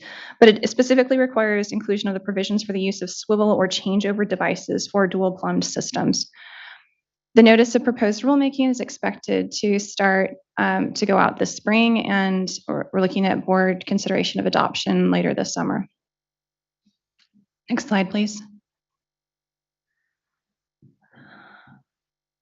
Next on the list is cross-connection control. It's defined as in the regulations as an unprotected actual or potential connection between a potable water system used to supply water for drinking purposes and any source or system containing unapproved water or a substance that is not or cannot be approved as safe, wholesome, and potable. The purpose of cross-connection control is to reduce the possibility of foreign substances entering the water system. In 2017, AB 1671 modified the Health and Safety Code to require development of these regulations by January 1st of 2020 and provides that these may be done by a policy handbook without going through the regular rulemaking process, but with at least 2 public hearings. The regulations or policy would consist of 2 components. The first would be the update and replacement of existing cross-connection control regulations. The second would be development of cross-connection control specialist and tester certification criteria. 2 public workshops had been held, we started with a workshop in February 2020, released a draft in February 2021, held 2 public hearings as required by statute. The first in April 2021, which we had 45 commenters and over 1,400 discrete comments. And a second public hearing was held last December, and which there were 34 commenters with over 300 comments received. Most of those comments at this point were in support with minor changes requested. We're looking at a board, so this doesn't have to go through the rulemaking process, so no public notice for rulemaking, but we are looking at a fall board adoption consideration date with possibly a workshop shortly before that to help tie up loose ends. Next slide, please. Next, we have the lead and copper rule. For background, fixtures and plumbing materials, and this one's going to be on the list for quite a while, but it's here for right now. For background, fixtures and plumbing materials are the primary sources of these contaminants in drinking water. Regulation is based on percentages of sample homes exceeding action levels requiring consumer notification and corrosion control rather than MCLs, with compliance assessed at the tap. There's a long history of federal rules. US EPA's 1981 lead and copper rule has been revised 3 times now, most recently in January 2021 when EPA promulgated long-term revisions to the rule. At that time, under Executive Order 13990, the lead and copper rule long-term revisions was identified as an agency action requiring review. So EPA delayed the effective date for that review, and they went through that process, and that regulation is in effect. At the same time, EPA identified that they would be further modifying it and making those further modifications under the name of Lead and Copper Rule Improvements, or LCRI, which they expect to complete by the end of next year. Those improvements might include revisions to sections on lead service line replacements, tap sampling, the lead action and trigger levels, school and childcare sampling, risk communication, small system flexibility, and corrosion control. The lead and copper rule improvements may extend the effective date for portions of the latest revision. However, EPA plans to maintain the October 2024 compliance date and requirements for lead service line inventories, which we've been actively working on. Next slide, please. Some other key changes in the long-term revisions include the addition of school and childcare facility sampling requirements. Sampling would occur at least once over a 5-year period, or an average of 20% of facilities sampled each year. There are new tap sampling procedures, including sampling the 5th liter lead service lines and using wide mouth sample bottles for sample collection. There's now a lead trigger level at 10 micrograms per liter to prompt reevaluation of corrosion control, and requirements for lead service line inventory and replacements for the entire service line, including the customer side, along with new public notification requirements. Staff are participating in national implementation work groups and evaluating the most efficient means to pursue primary enforcement authority or primacy for this role, while also potentially making state-specific modifications to further enhance public health protection. Revisions to the lead DLR will be proposed this spring, and a request for a deadline extension encouraged by EPA, because a lot of states are just, the timing is with EPA coming out with another change so soon, it's looking desirable to do an extension request for the primacy application. So we'll be submitting that this summer. Next slide, please. Sorry, can I just ask on that? So just to clarify on timeline, do we, our understanding from EPA is that they will still be expecting compliance by 2024 plus whatever extension we request, and they're still working on the revisions. Can you just give us a little sense of where they are and how that may play out? Yeah, I'll do my best here. It is confusing, and I'm not sure I have it all in my head exactly right, but in essence, kind of first up is the surveys, the water system surveys for private lines, and that all needs to be done at the water systems and submitted to us by October 2024. Around that same time, they're proposing that they will release what will be contained in their lead copper rule improvement package. It obviously won't become effective then, but that will be the first time we get to see what changes there may be. That'll allow us probably to work along with them in kind of working in parallel to come up with what our regulation changes need to be to match that, as well as the already existing LCRR. And it becomes effective on that date unless we ask for an extension, although US EPA has basically advised all states that you should just ask for an extension and not try to do a reg package if you're a state that requires one for their LCRR until you see the LCRI. So unfortunately, this is going to take a little longer to get the regs in place there. But we are working through, trying to make sure we include the provisions that are there for the surveys and also the protections that come down from the federal guys in our orders that we've issued and other steps. So we'll do some pre-regulatory steps to try to make sure we're meeting the intent of what they had and trying to bring all of those factors into the state as best we can without doing the full reg package, but still meeting the large part of it. So. And so they're at this point, they've committed to providing the LCRI, their newest improvements, by 2024. Yeah, correct. Okay. And then the extensions, are they typically 2 years, 3 years? What's the timeline? Yes. So they're typically 2. You can potentially get 3 depending upon kind of the case you make. That's pretty standard. And then there's a natural built-in 3-year window. So we should say when they adopt their regs, there's a 3-year window for states to come into compliance naturally. And then there's a 2-year after that. So you get a total of 5, and you could even extend it to 6 under some circumstances. Obviously, we're not going to want to try to take that long. And if we're working in parallel, we shouldn't have to use that full time period. Okay, great. But we do have this little wrinkle of needing to ask for an extension from an existing reg based on the advice of EPA that they are planning to change it, and they don't want us to waste time on the one that's there. So it's awkward for sure. Yeah. Okay, that's great. And then in the meantime, we're moving forward on the inventories, and it sounds like I think there's been a workshop, there's going to be a workshop.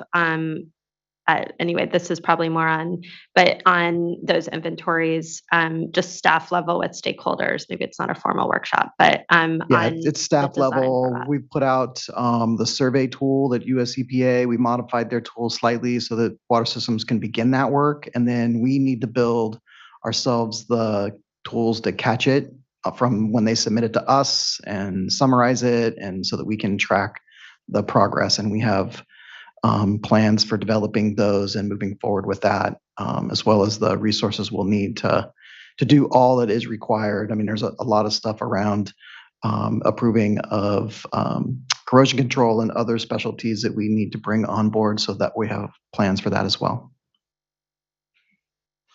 And I always should comment about lead, just so that we know. I mean, California largely is a lead-free state. We are blessed of not having a huge lead problem, but we will work to make sure that we do find every last piece of it and get it out of California, so that it does mostly exists in known small connectors, flex connectors, not in the large service lines that you see on the East Coast and others. So we're lucky that we don't have the huge problem that a lot of states have on the East Coast and in the Midwest, but we are diligently working to make sure that we can get rid of it.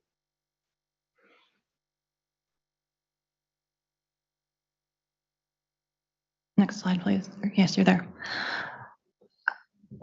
Next on the list are the detection limits for purposes of reporting. And to go back to something we've talked about in previous years, in conducting a most recent MCL review, staff found that approximately 1/3 of the contaminants with primary drinking water standards have detection limits for purposes of reporting, or DLRs, set at higher concentrations than their corresponding public health goals. For those contaminants, staff's ability to evaluate public exposure between the public health goal and the DLR is limited, as is the ability to evaluate the economic and technological feasibility of potentially lowering the MCL.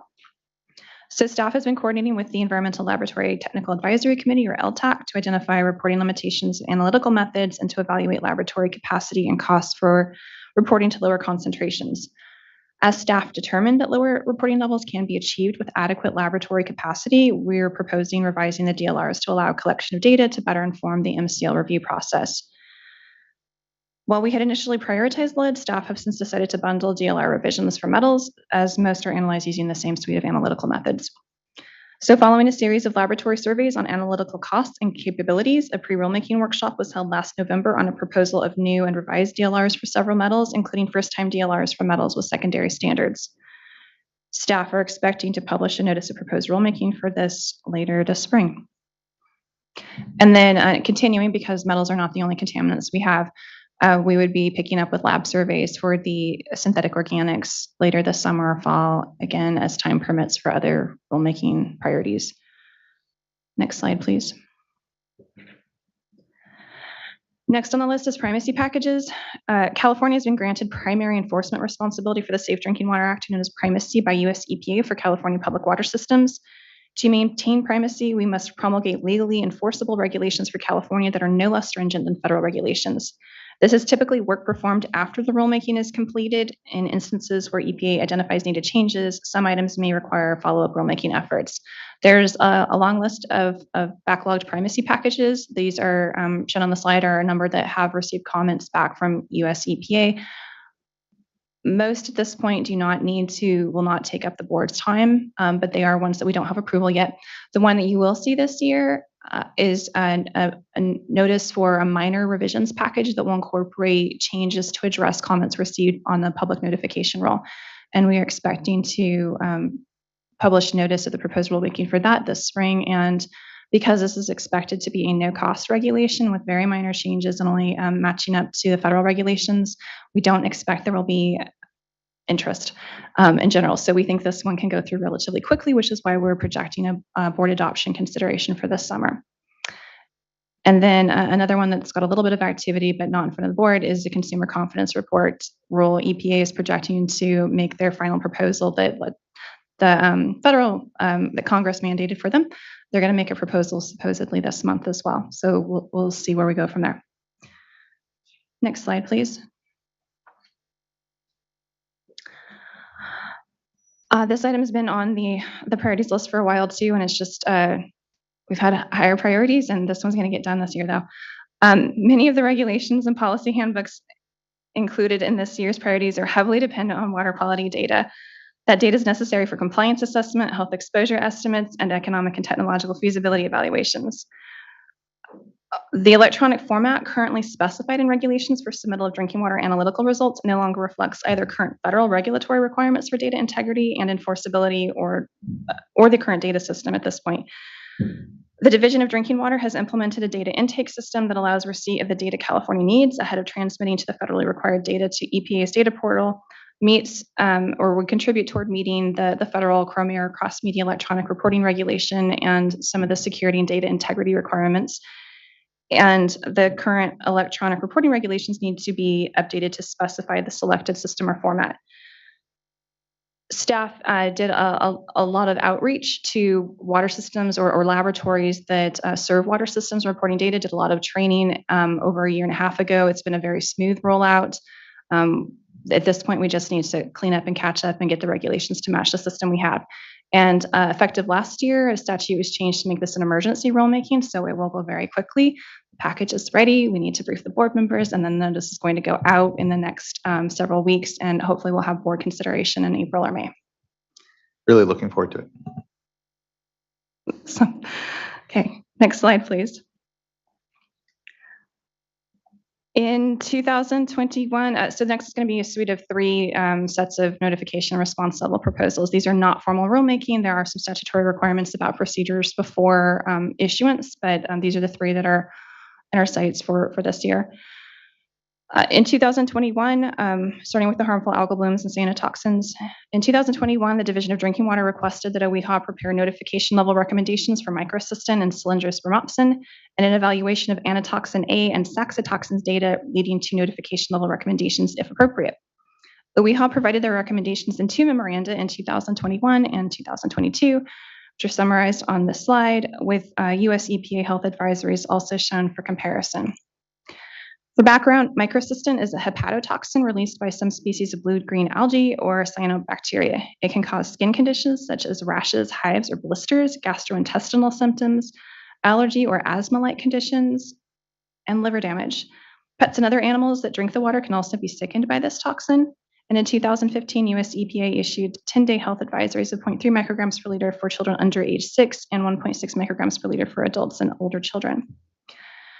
Cylindrospermopsin is another toxin produced by cyanobacteria and for which EPA has also issued 10-day health advisories, also broken down into different categories depending on the age of the person. Anatoxin A is another cyanotoxin associated with deaths in domestic animals, livestock, and waterfowl due to neurotoxicity, especially respiratory paralysis. US EPA prepared a health effects support document in 2015 in which it found insufficient studies and occurrence data at that time to adequately support development of a health advisory. And finally, saxitoxins, another neurotoxin produced by some cyanobacteria. It is most commonly associated with paralytic shellfish poisoning. Division of Drinking Water expect to be able to proceed with notification and response level proposals for anatoxin A, microcystins, and cylindrospermopsin later this spring. We are hoping to complete that process before water bodies really heat up this summer so that we can have those in place before the algal blooms hit their peaks. But since no validated analytical method is currently available for saxitoxin, we are working to remedy that prior to issuing notification response levels for that toxin. We have a method development research contract where we're having method development done for that, after which we can come back and consider proposing a notification response level for saxitoxins. Next slide, please. Manganese is a naturally occurring element and essential nutrient. Elevated levels in delivered drinking water may be episodic in response to distribution system maintenance. Sorry, I've reversed some things. To keep the health concepts together, it's naturally occurring. It is an essential nutrient, but if there are elevated concentrations for too long, it can be found, it can be a developmental toxin with extended ingestion at elevated levels, causing impairment to memory, attention, and motor skills. In terms of exposure, elevated levels in delivered drinking water may be episodic in response to distribution system maintenance or changes in operations. While there is no primary drinking water standard for manganese, we do have a secondary MCL of 50 micrograms per liter, above which manganese may cause discolored water and staining of plumbing fixtures and laundry. California has established manganese and notification and response levels at 500 and 5,000 micrograms per liter respectively, while US EPA has established a health advisory at 300 micrograms per liter. There's currently no public health goal Staff proposed manganese notification response levels last month and will be holding an informational item as required by statute at the next regularly scheduled board meeting on the 21st, prior to the deputy director making a decision about how to proceed. Staff are also considering requesting development of a public health goal. Next slide, please. Last on the notification and response level group, we don't have a timeline for these exactly because we're waiting on the rest of the recommendations. But in addition to PFOA and PFOS, we did request notification level recommendations from OEHA for 7 other PFAS analytes that are shown here on the slide.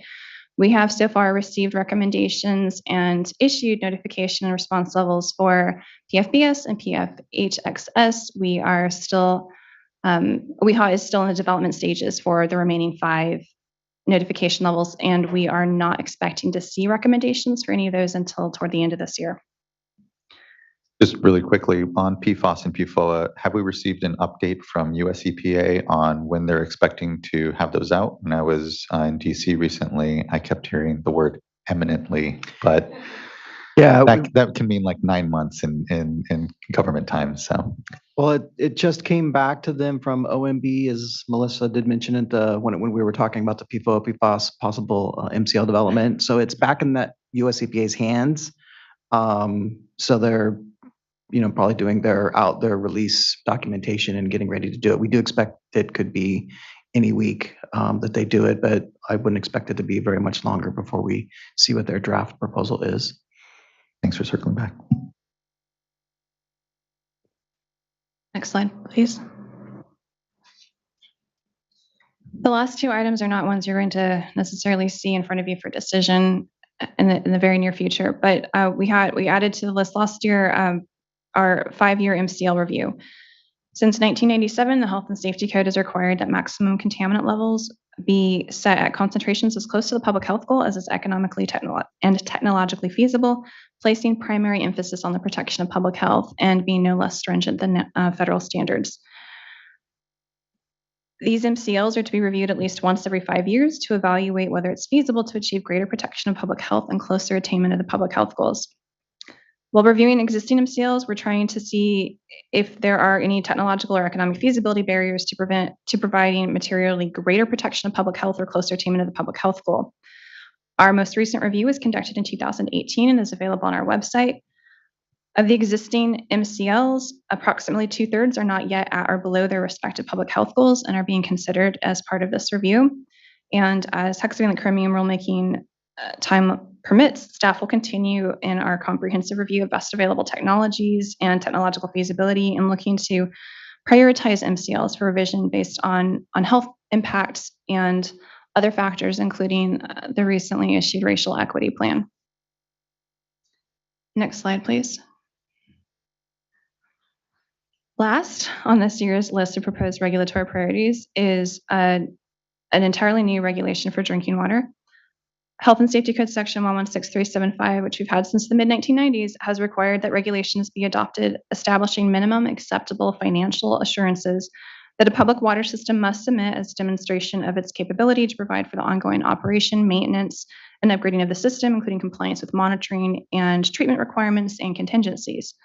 For privately owned systems not regulated by the California Public Utilities Commission, the financial assurance may be in the form of a trust fund, trust fund, surety bond, letter of credit, insurance, or other acceptable equivalent financial assurance. These regulations have not yet been established. As we've been learning more and more about with our safer programs, inadequate financial reserves have been found to be a significant factor in water system inability to maintain compliance, and the lack of any financial standards or financial data reporting requirements has impacted that part of our program's ability to assess both risk and needs. While formal rulemaking on this topic is not expected to start for a few years, we are looking to start public outreach and discussion later this year and wanted to make sure that water systems were aware that this is coming eventually and to not be surprised. Next slide, please. And then on to the future year regulations. We did not add anything this year from last year's group of future year regulations. We just shifted one batch off. But in addition to the proposed regulatory priorities for this year, we wanted to provide a sort of preview of additional topics and contaminants that we're keeping an eye on and setting up for eventual rulemaking. In 2019, the Division of Drinking Water formally requested that OEHA develop a public health goal for 1,4-dioxane so that MCL development may proceed, and OEHA is actively working on that. We're reviewing available information on nitrosamines to evaluate whether to establish notification levels for any additional nitrosamines or request public health goals, and have been working on a multi-laboratory validation of the nitrosamines method, particularly to pick up in nitrosomorpholine or NMOR, so that we can collect the necessary data to support those decisions. We're also keeping an eye on Legionella and are continuing to keep an eye on that and other issues associated with premise plumbing, and are considering updating monitoring requirements. We're looking at distribution system and secondary standards and what an actual water quality served, and looking at the monitoring requirements for that as an eventual future project. And we'll continue to coordinate with LTAC to determine whether existing DLRs can be lowered to values closer to the public health goals. Next slide, please. That's the whole list. And just as a reminder, this is not a ranking of the most important regulations. We did try to shift up a lot of the items that we think are going to get pushed out this year closer to the top, so to reflect that. And but it's a list of where we're proposing to spend the bulk of our resources this year, and not necessarily a list in order of when things are going to be completed. So, and again, as Darren mentioned, many of these regulations are being developed concurrently by staff across the branch, and actually with a cross-connection control, a lot of participation from field staff. Next slide, please. This is the timeline. This is when we think things are happening this year. This is like 8 different things that would be adopted this year, right? It's pretty amazing. All goes well, yes. I mean, just to say, I know we have taken some things off the list, but there's been a long list for a while, and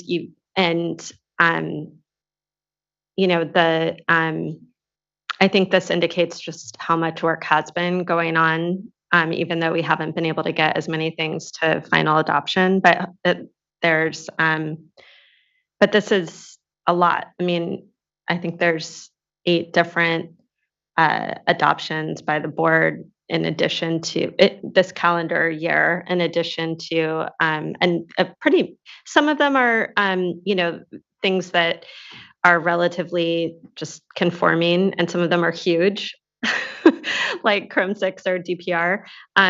But these aren't. That's in addition to the things that don't require board adoption, like the notification levels and things. So there's just a lot going on, which is why it's nice to have this time for you to go over everything. But this seems like a big year for getting through a lot of the lists of regulatory packages that staff have been working on for a long time. Yeah, I think that's correct, Board Member Firestone. A lot of last year was spent getting a lot of the stuff ready for this year, so we are in the end stages of much. But I'm always immensely proud of the work we get to do here, and it's a lot. And I think drinking water's been doing a lot of catching up since it's come to the board, and we're knocking down that deficit quite substantially here.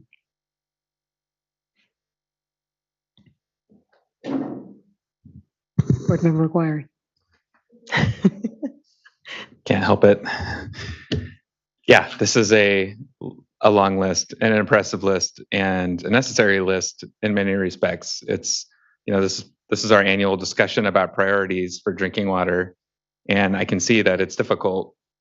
It's difficult to winnow down what are the top priorities of this long list, because they all impact human health in one regard or another. We're concerned about all of them not equally, but it's hard to drill down. I hear you on Chrome 6. I think you have the right message there. You've heard from the board on that, so that is at the top of the list for obvious reasons. When you start to go beyond that, though, and you look at all these different things that are going on whether it's existing MCLs, whether it's emerging contaminants, whether it's ones that we kind of know, like PFAS, that are contaminants, and we're trying to grapple with how do we deal with them and who's on first. I start to get more and more in the back of my mind concerns about, well, how many of these are going to be co-occurring that we're going to see in systems over and over and over again, and when you start to add to this, PFAS is everywhere. Manganese is very common. Arsenic is very common. Hexchrome's relatively common. You'll start to see this happen again and again, where we have systems and individual wells and systems that have many of these contaminants popping up. And so it becomes this question about, efficacy and economics and the ability to, grapple with all of these contaminants. Not that they shouldn't, not that we shouldn't, but it's the question of how and when and the resources to do so. And so I just wanted to say that, in our briefing, when you mentioned I'm going to struggle with the word, the quinquennial MCL review, I think that, honestly, that analysis really resonates with me, because it does take that higher look at where are we at with the MCLs. It does have an element of comprehensiveness in terms of looking at the economics for at least the existing MCLs.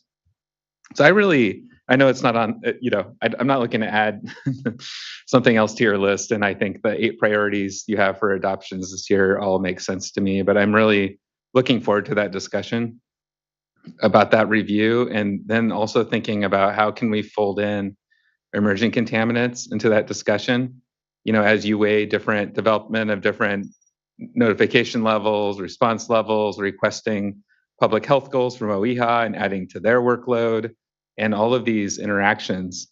I think this is a good place in the prioritization discussion for us to talk about that and figure out how all these pieces fold together, because I have that long look, the long game in terms of where do we end up here as a state in terms of groundwater regulation and groundwater management, and just drinking water generally. But I just wanted to put that out there as an interest that I have, and really look forward to working with you on this as we go forward. Yeah, thank you, Board Member McGuire. I definitely agree with that. I think we're almost at the moment when we see the list here before us that becomes even more essential, as you're pointing out. As I kind of mentioned before, there was a lot of work that was undone and kind of got behind the ball. And I think we've just been grabbing the ones that were obvious, and that's going to disappear here shortly. And complicating the factor, as you mentioned, we get into, there seems to be more coming on. So that type of review will be necessary for some future phases. Definitely, I think it's, after Chrome 6, arsenic and PFOA, PFAS, and the PFAS world are kind of obvious, really issues that kind of don't need much review to know that we need to address them to some extent. After that, it does get into a lot of questions around that. And I'm always struck by how it's iterative process as well, because our work in SAFER and our understanding of the plight and affordability of small water systems, feeds back on then how do we make them health protective, and, how we go there. And I think those programs work together. That's part of the reason we brought them on, is you can't tell someone that we don't want to be health protective because we know you can't afford it. That's the wrong answer. That can't be the answer that California has for how we move forward with drinking water. It has to be that, we're going to be as health protective as we can, and we're going to try to make these communities able to afford it in different ways. And so consolidations and regionalizations and those type of things go hand in hand with the regulatory development we do, because they have to partner together in order for us to achieve those ultimate goals. So that'll all have to be wrapped in and considered as we come. And like I said before, I'm immensely proud that we've built the needs assessment that comes out of SAFER, that contributes to understanding affordability. On the same side, we're working, deeper on the health aspects of it, and then can bring it together in type of a quinquennial review to have the data to, bring forward the tough questions and get direction from a board to understand where to go after that. Great, thank you. Board Member Morgan. Good afternoon. Just wanted to say, thank you. This is a lot of work, and, a lot that is lined up for this year. And just want to acknowledge, just the foresight, just to take a look at that technical side and grouping the different contaminants and looking at which ones have similar types of treatment and looking at the different ways to move for the different regulations and versus doing them one by one. And so, thank you for taking a look at doing things differently that are not only just, effective for us, for staff, water board staff, but also for the communities that we serve. And so, we want to acknowledge that. And then just, on that same, that also it also helps it to be cost effective for just not when a regulation leaves us, what happens after that point in time. And so just want to acknowledge, that thought process and that foresight of looking forward. And so, thank you for it. And, just wanted, again, just acknowledge just the tremendous amount of work that has brought us to this point that where there are now, 8 lined up for adoption this year, which is still a lot of work ahead, but a lot of work that has brought us to this point today. Yeah, thank you for that point, Board Member Morgan. I think that is a point that is worth making, that when we're considering PFOA and PFAS, we're not thinking of them as two. I really am thinking of them as the family. What kind of treatment technique or approach can we do that addresses hundreds or maybe thousands at the same time? Because we would not have resources to chase every known PFAS. It's not in the cards. And I think we're going to do the same as well for the disinfection byproducts. Those are all a family. Your choice is about one, make a difference about the production of others, and we don't want to get caught in that. So that'll be a next level contemplation, as you're mentioning, on how we package those and contemplate them in a group and their overall impact. All right, thank you. So I just want to align myself with some of the comments just made by Board Member McGuire and Board Member Morgan. For me, just really kind of anxious when I see the list. These briefings are always very helpful, and I see that we're forward moving, but at the same time, there's so much that's out there. And so what can we do to better anticipate? And I think that you laid it out well with your response about the needs assessment, looking at affordability, but on the public health side, I think that in the next round of briefings, I would find it to be helpful to hear some of the factors that you're looking at and some of the preliminary information that you have on, whether it's groupings or further way of prioritizing the list. And then also similar to Board Member Morgan's comments about treatment. I would also find it helpful. I know there's no one treatment for each of these contaminants, but just helping to educate us as we're looking at the future and possible regulatory action, starting early on to educate us as to treatment processes that are out there, in particular, anything cutting edge that you're seeing on the horizon that could help to address multiple contaminants at the same time. Yeah, as you were making a comment, it struck me that, one of the things we're likely to see is, and we saw it with 1,2,3-TSP when we put that in, and it's a granulated activated carbon treatment, but it grabs all the volatiles. We put it on for 1,2,3-TCP, but it provided these extra benefits. It's removing things down to zero for many, many contaminants that are out there that we weren't writing the MCL for, and that does happen. And luckily, that is a low grade treatment. It's not a cutting edge type of thing, but it's a good standard. At the same time, I'm always a little saddened that we've seen a large increase in the need to treat basically every well. There's very few wells these days that don't need some level of treatment, and that's not a great commentary about the degradation of ongoing of our groundwater resource. So for sure, we'll definitely keep that in mind and go with that. Great. Okay. Anything else? All right. Thank you so much. Really appreciate it. We need to adopt. Oh, I don't. It's just an information item. Yeah, it's just a resolution with the list. Oh, no, it is a resolution. It is a resolution. Should be adopted by the board. Right? Thank you. Thanks for the reminder. I will move to adopt the resolution. I'll second. Okay. Ms. Tyler, could you please call the roll? Board Member McGuire, Aye. Board Member Morgan, Aye. Board Member Firestone, Aye. Board Member Diadamo. Aye. Thank you. And with that, the resolution is adopted. Thanks for the reminder, Board Member McGuire. Okay, with that, we will be moving on to board member reports. I do not have a report.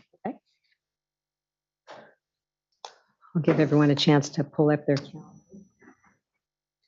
I don't have much to report except that I did go to the NACWA annual meeting last week on Friday, and as always, there were some very good presentations, and a lot of the focus was on floodplain reconnection, and using the system that we have today, inherited or otherwise, to recreate floodplain habitat for fisheries. And I'm just thinking about the storms that are coming, our current hydrology, and just what an opportunity there is to continue to embrace that kind of investment. And so that was just a quick takeaway that I had from that discussion. Just anytime I go up there in the Sacramento Valley, it's always a good reminder of the opportunities. Right. Great. Thank you. Okay. Yeah, I think I guess a few updates.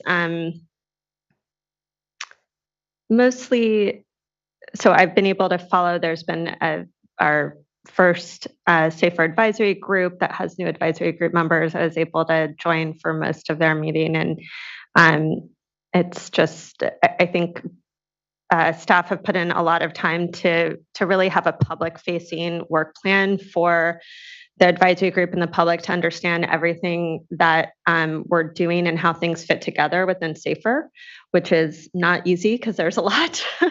But and just getting really valuable input from folks, and there's always some new folks and some folks that have been there a long time. Also sat in on the some of the staff convenings around the conservation efficiency regulations with different stakeholders, and appreciate all the time that stakeholders and staff are putting in to engage early and often, and look forward to the workshop coming up on that for us.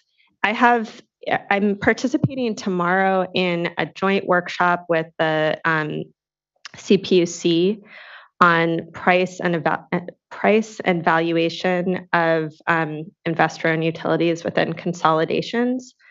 And that is as part of a rulemaking they're doing. There's a series of workshops, and our staff and the Public Utilities Commission have been working to really have provide more clarity and consistency around how to support consolidations, including with investor-owned utilities, and work through some of the challenges around and complexities around the valuation of systems when you do that. For example, if you have a system that is failing and unable to provide safe drinking water, and it needs to be consolidated with a larger system, but how much do you value that system that is failing and unable to provide safe drinking water? There's lots of different ways you could value that on all sides of the spectrum. And so it's an opportunity to get a workshop to work through how to determine that. It's important for us when we fund consolidations, and particularly mandatory consolidations, we're committed to paying for those costs. So how that's valued determines how much the state pays. It's interesting, some of the most common, contrary to what I think people may assume, the most common pattern actually is for small investor-owned utilities to be consolidating with other investor-owned utilities. There's not really a privatization pattern, it's really either consolidation within the private sector investor-owned utilities, or the opposite, to be consolidated into public systems. So just interesting. And then I'll just sort of preview next week. Board member McGuire and I are going on a tour with Rancho Water, and then I'll be meeting with some of the NGO stakeholders in LA after that. And then after that, we'll be participating with the East Bay Med. They have a series of webinars, but on the value of water, and that's always a challenging topic, is how do we value water, and the implications of that. So that's my update. Thank you. Lots going on. And I have just a couple of smaller events. This week, I spoke to Cal Poly's Ag Leadership class, and I've been doing this every year, actually twice a year, because there's two groups that there's Cal Poly Pomona and San Luis Obispo. And I was just really excited to see the diversity of the group. A number of students from urban areas, a lot of women, and then racially diverse as well. So that was really interesting. And I always ask the question, how many of you are interested in going into a career in the regulatory arena? And they usually just kind of look at me with blank stares. This time I had 3 students raise their hands. So I just think that that's a sign that, we're not just talking in a small group here, it's kind of getting out beyond. So that was really exciting. And then last week, I participated in a tour in West Sacramento that was put on by the Community Alliance of Family Farmers. And the tour was at a 2.5-acre farm, unlike where I usually end up. And it was interesting to hear their perspective about markets, strong market, and interest, of course, in locally grown organic. But they have their challenges similar to other farmers as well, but theirs are a little bit different on water supply, because if they've got their wells that go dry, they switch over to municipal wells, and the cost is really high. And on this farm in particular, they had that challenge. Talked about healthy soil. And then what else? There was something else I wanted to mention. Dry wells. Oh, and access to land. That was the other thing too. In their organization, 40% are leasing land. They don't own. It's unaffordable at that scale to actually purchase land, and so usually they lease. And if rents go up, it just makes it unsustainable for them. So really a good opportunity to get out there, and had some opportunity to experience some really good produce while I was there too. So, and Ms. Sobek, switching over to the executive director's report. I don't have anything to highlight. Happy to answer any questions. Okay. Well, with that, we are adjourned until our next meeting. Thank you so much. Oh, Mr. Loeffler. Well, so the record is crystal clear. The board will not be meeting in closed session on the second agenda item that had been identified for closed session concerning the Blue Triton matter. So. Okay. Thank you for that. And with that, we're adjourned. Have a good day.